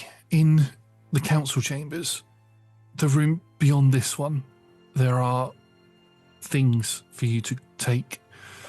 Things are you talking about? There's a ring. It's the ring of the monarchs. It's sort of looks out of the one eye toward over the other bodies, and you can see that their rings and things that they have on have all sort of faded as well, as if they had magic within them that is gone. The Feywild is dying without the monarchs. It's not going to last much longer. You need to take the ring that's inside the council chamber. It's the last hope of the whole Feywild. What do you mean the last hope of the whole Feywild? What are you talking about? Exactly that. Take it. Please. But no, because we'll sort you out, and then we'll find some people who can help with Rack and Ruin, and we'll sort it out. It'll be fine. No. It'll be fine. Everything's fine. Yeah. No, Gertie. Just please. I've raised you since you were a little egg. You are my child, and I love you dearly. I still remember that moment that you were chosen to be a princess, and the amount of joy you had on your face, your wings growing out. It's... Acorn, you're having a conversation with me like you are dying and not coming back. I've stopped it. It's fine. You're not going to die. I won't let you. Don't kill my parent, Josh. Veins begin to crawl up again. I can add a d6 to a roll that they make. Would it have helped? Would it have been enough? Roll the d6 and I'll tell you.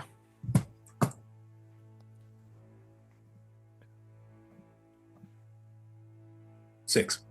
It begins moving, but it doesn't begin extending upwards. So it's the protection from evil and good is... It's not... Someone will be better at healing than me. You're coming with me, and we're going to fight this, and then we'll fight Rack, and it'll all be fine. I don't have time for that. There is one thing you can do. Yeah.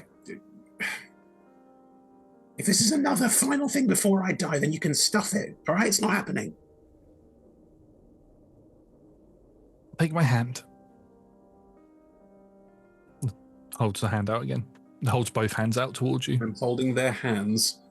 I'm still in starry form. Yep. I can still heal them as often as it takes to try and resist this. If they need to roll again, then I can recast spells. Like, I can slow this down for 1, 2, 3, 4, 5, 6, 7, 8, 9, 10. 10 more spell slots at least, Josh, so...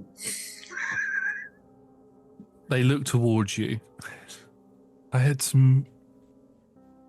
And tears pouring down the one eye that they can see out of. Their sort of necrosis is beginning to turn the skin that it's sort of over at the moment a death-like grey. Is there anything I can be casting to keep slowing this down? Am I burning more spell slots? Because I will, if you let me, I will. You can keep burning spell slots to stop it from over their whole body, but the areas that are already afflicted are afflicted. Okay. Hang on.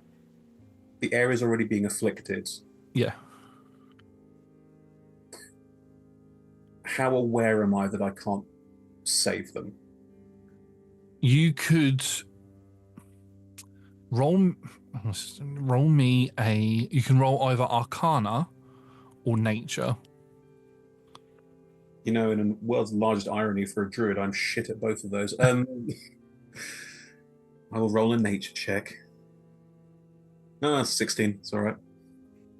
So with the 16, you've seen something similar to this before. It's like an ooze. It's like a combination of an ooze and a leech. It attaches to the form of a magical creature, and it sucks all of the magic out of it, and it sort of begins to grow and gets bigger. Mm-hmm. That's not the same sort of thing that's happened to the people outside, to the other princesses, or to anybody else at the Sealy Court or anything like that. They've had everything drained out of them.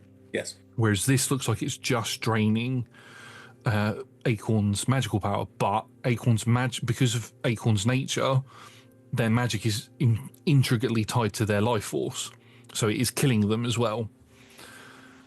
You know that if there was a way to remove this, they would be scarred from it, mm-hmm. but you would save their life, and that's leads into what they say to you now. That the spell that you cast before, the dispel, the one that you use to dispel magics. Yeah. That you can use that to remove this thing from me. But if you are unable to do it again, it will kill me. I can do it loads of times. If that's what it's going to take, then I'll do it again. I'll do it again immediately. Spell magic. Yeah. Okay, roll me wisdom check. Please no, that one. I'm begging you, and I'll add the wheel to this if it's at least halfway decent. 13. Yeah. 13 is not enough. But add the wheel to it. Maybe. You can add the wheel to it, yeah. I'm burning those as well. Cosmic ones. Yeah, saving throw does work. Good. 5 on top of that, so 18. 18.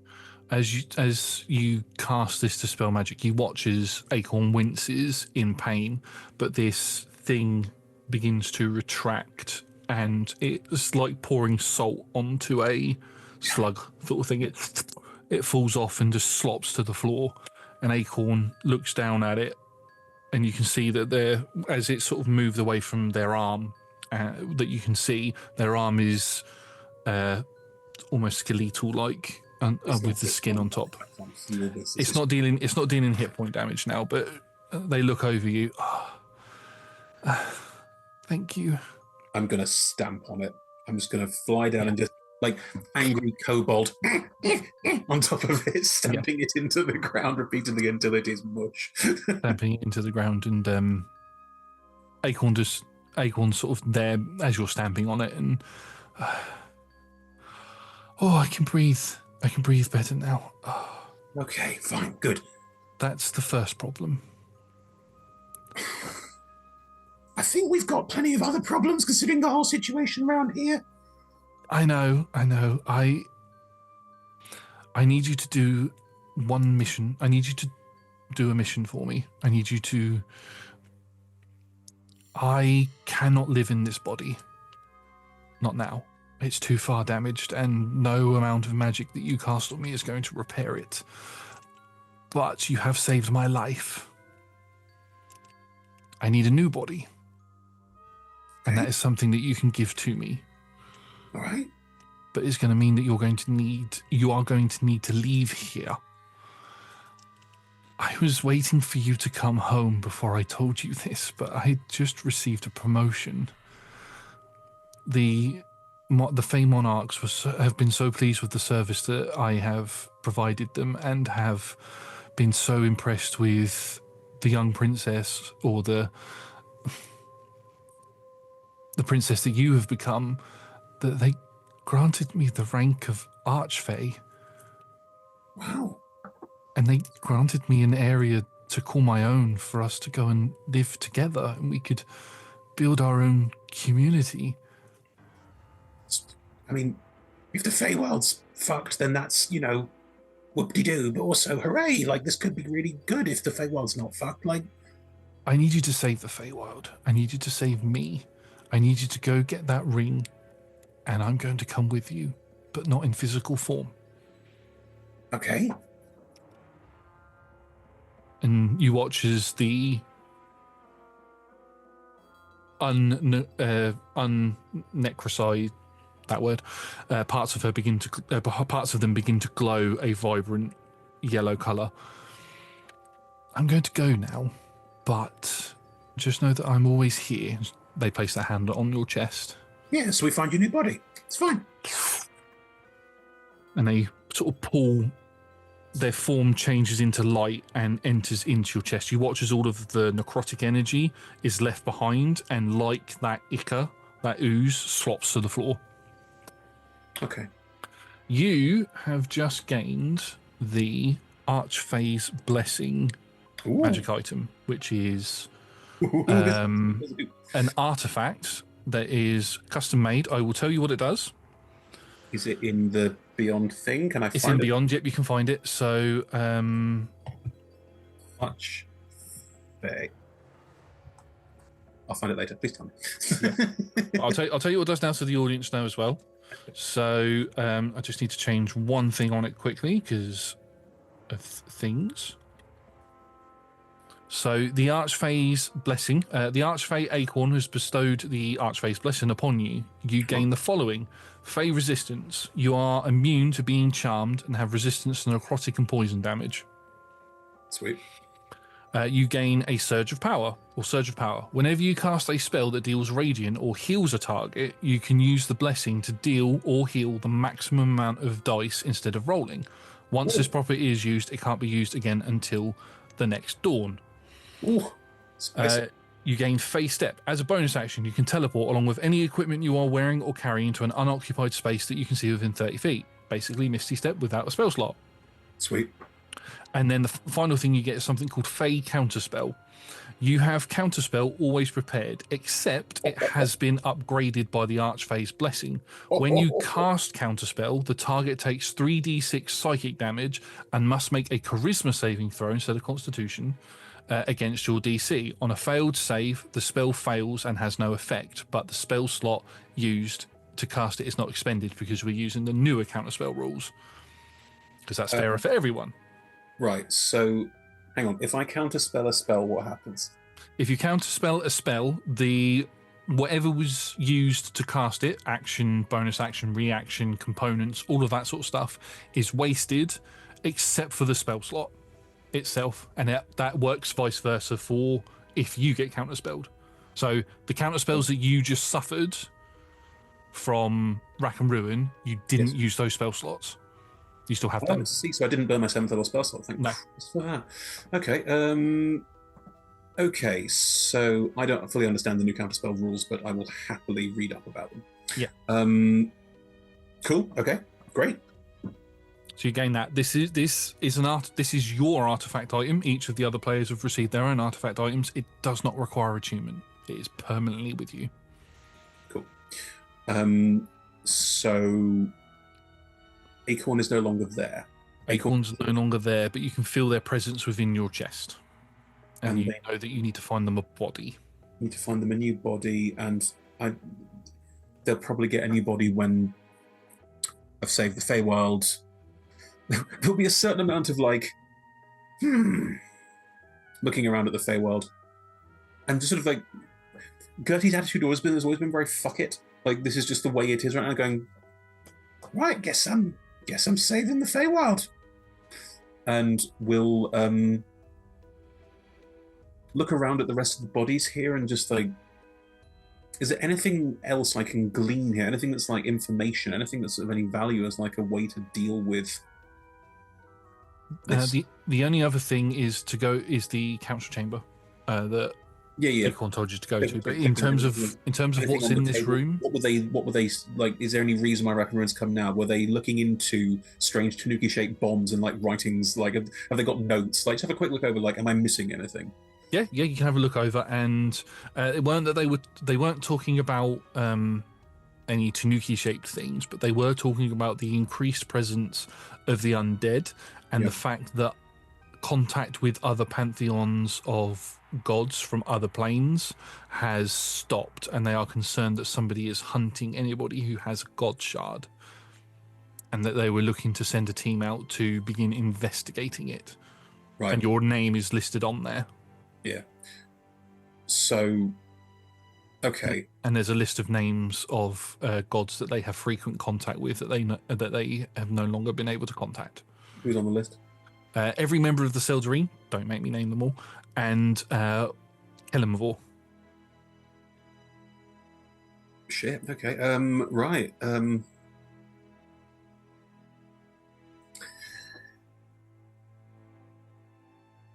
Gertie's going to spend a minute going, Rack and Ruin's not killing Kelemvor. That's, oh yeah, someone, Rack was working for someone. Yeah. It's like a moment of like, momentary, this is bigger than this. Oh yeah.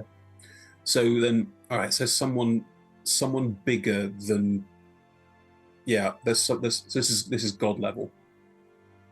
Gertie knows something about other gods that she's aware of that may or may not be useful in this context, and is going to start pondering that while absentmindedly going to the council chamber.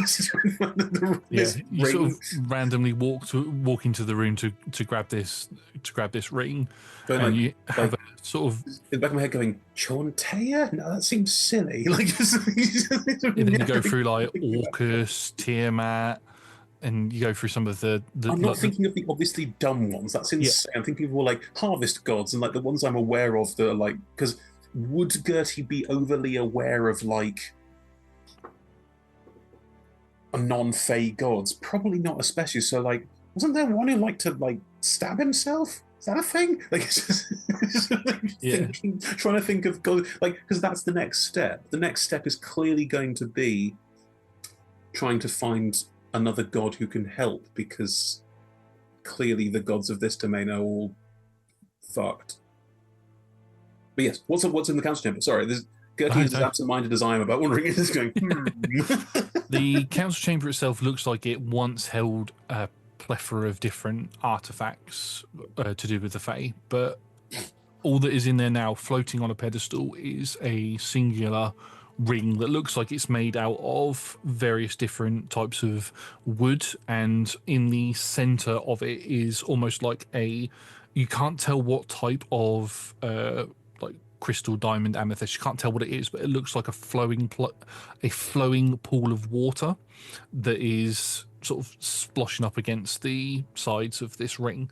And as you place the ring on, there's first a like, that ring, okay. Yeah. I thought there might be like, oh, that's the ring I'm looking for, and this ring like controls the Feywild. Like it's the power of the Feywild in a ring. Okay. I would allow you to roll a history check because this is something you would have been taught because you're up here. Okay. Yeah. 13. So each of the Fey monarchs would have were granted a one of these types of rings, and that allowed them to.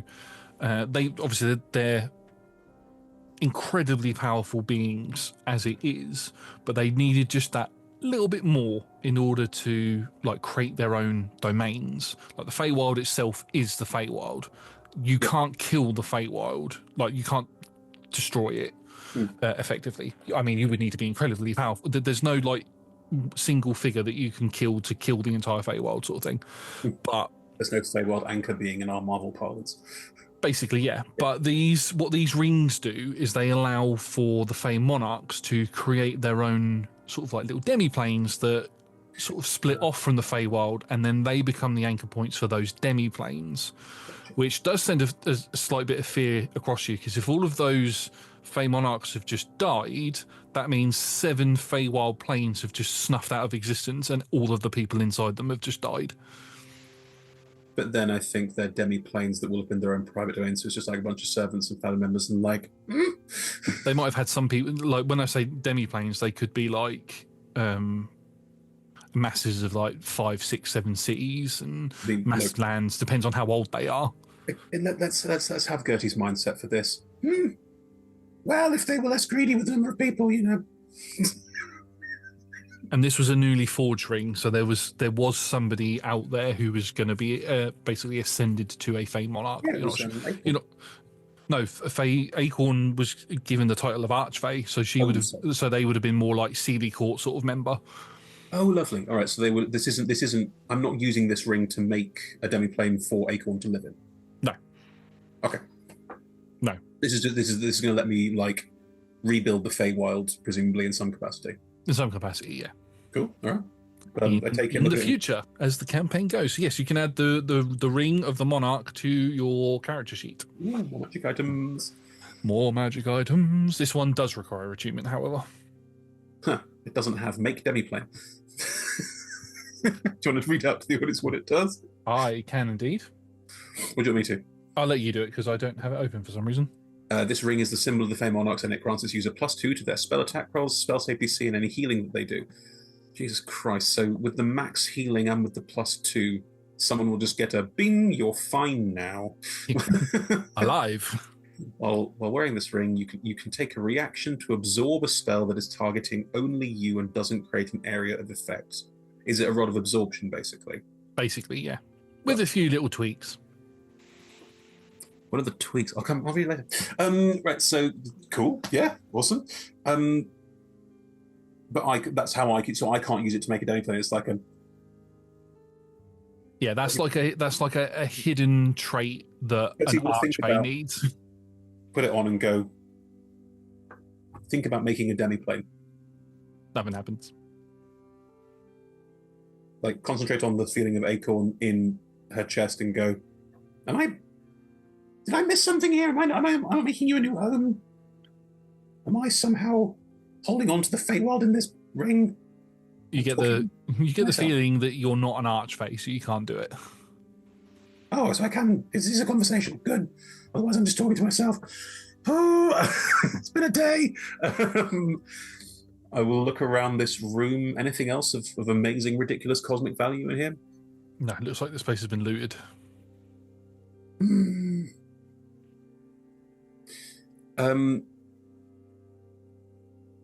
Is this okay? So just is this like the essence of the Feywild? What's left of it is in this ring, and I've got it. You get the sense from inside because you can kind of have a conversation with Acorn, but it's more expressed to you like feelings now. You get the sense that is the last remnant of magic in the Feywild. And in order to recreate the Feywild, that is going to be needed.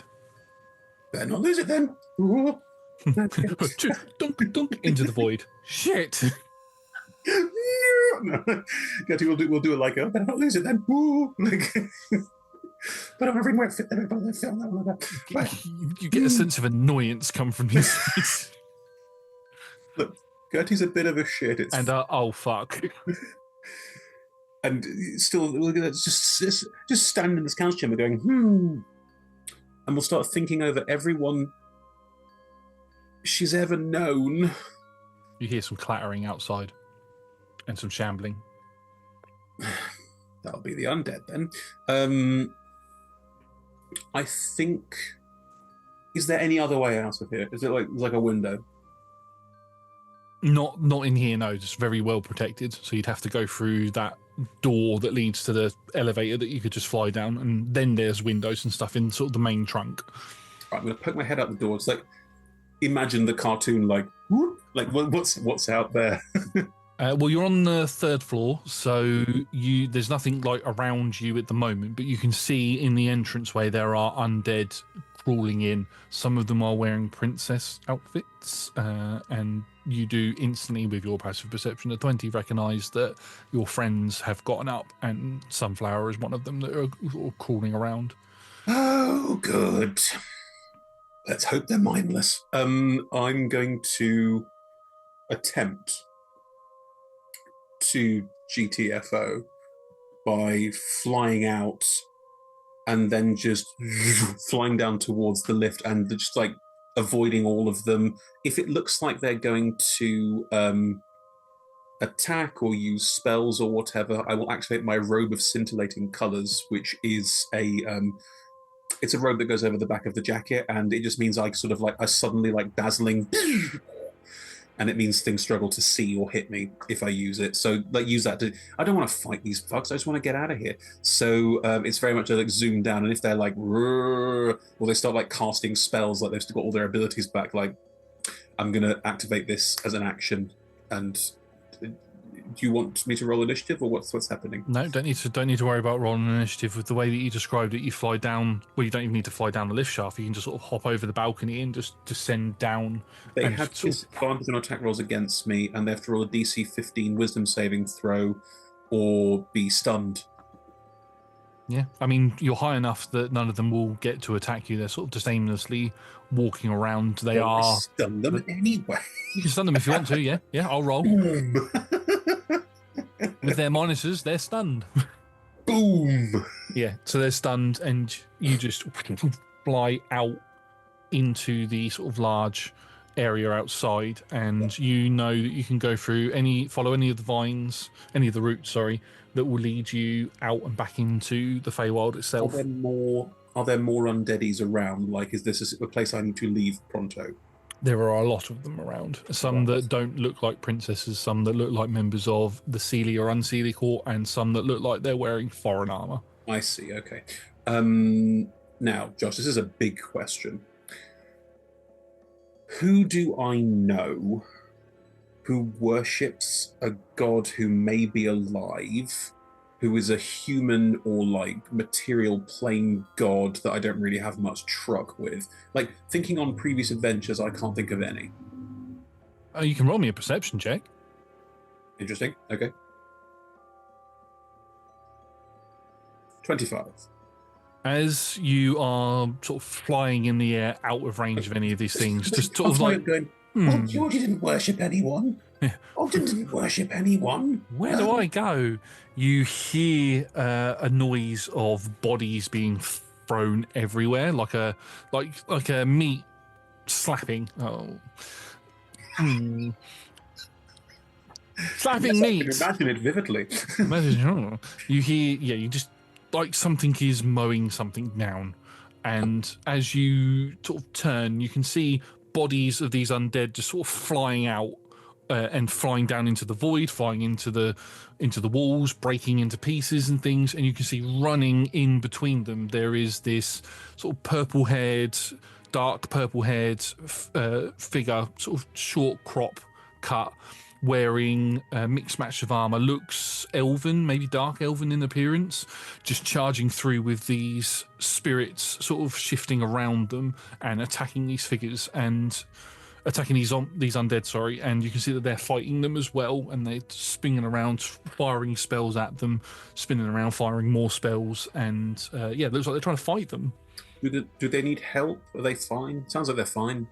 It looks like you are well versed in magic. It looks like they've got a spirit guardians up, and every time these things jump into them, they're just getting mowed down basically, but you can see every now and then something hits them in the shoulder and they sort of fall down onto one knee, and the spirit guardians falters slightly, but they are on their own fighting. So they need help. Looks like they need help. Yeah, cool. I will fly down towards them and I will ring them. Just are they traveling in a certain direction? Are they trying to go somewhere? It looks like they're trying to get to the tree. To the central tree where I was? Yeah. Cool, so I don't want to go there. So I will basically fly down and go, hold your horses there! And we'll like land like in front of them, and in the meantime I will wall of fire around us, containing spirit guardians on the inside, so that any undead will be burnt to a crisp, and if it does manage to get through, we'll get spirit guardian the fuck out of as well, so nothing's getting through this, because wall of fire is dex save or 5d8 fire damage. Unless these undead are fucking honking, I'm pretty sure that nothing's getting through this. Yeah, how long does it last? Up to a minute. There we go. So you've got up to a minute before they can start sort of trying to pile through again. And it obscures vision as well, so any ranged things that come flying through, both of you are able to dodge out of the way. This figure's on one knee and looks to you. Thank you. You are more welcome.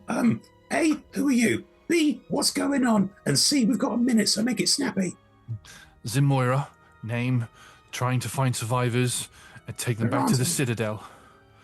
Okay. What are you then? Zimoira, hi, I'm Gertie. 2 survivors. There aren't any. We're good. 3. What are you then? Good point. Now, I need to get out of here as well. Right. There's nothing left. We need to go. Get me in that tree and I can get us out of here. There's nothing in the tree. Oh, there is if I can get in there. Right. Wait. Take my hand. Takes your hand. Now, this might be a bit difficult. How much do you weigh? I'm quite heavy. Shit. I'm wearing quite large armor. Give me a sec. Well, you said we've got a minute. We do. I'm guessing there are too many undead to fight, yes? Too many to fight, yes. Yeah. That's DM going, don't fight them. How many are there? Too many to fight. Too many to fight, yes. I understand you. Enough for you to clear a path, though. I'm not worried about clearing a path. Now you can fly. I'm pretty sure I can move my wall of fire. No, once it's placed, and then it's concentration. I could place another one that seems a bit... Zimmoira, love.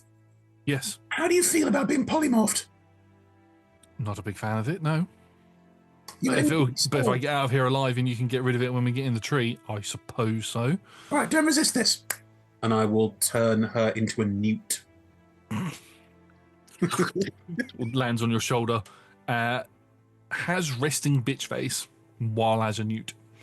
Fully assumed. We'll go, right, hang on, and fly up to where just point with your tail or something, and we'll try and get her to point where she needs to go, and we'll go there. Yeah, you fly back into the tree and just points to the first door that you come across.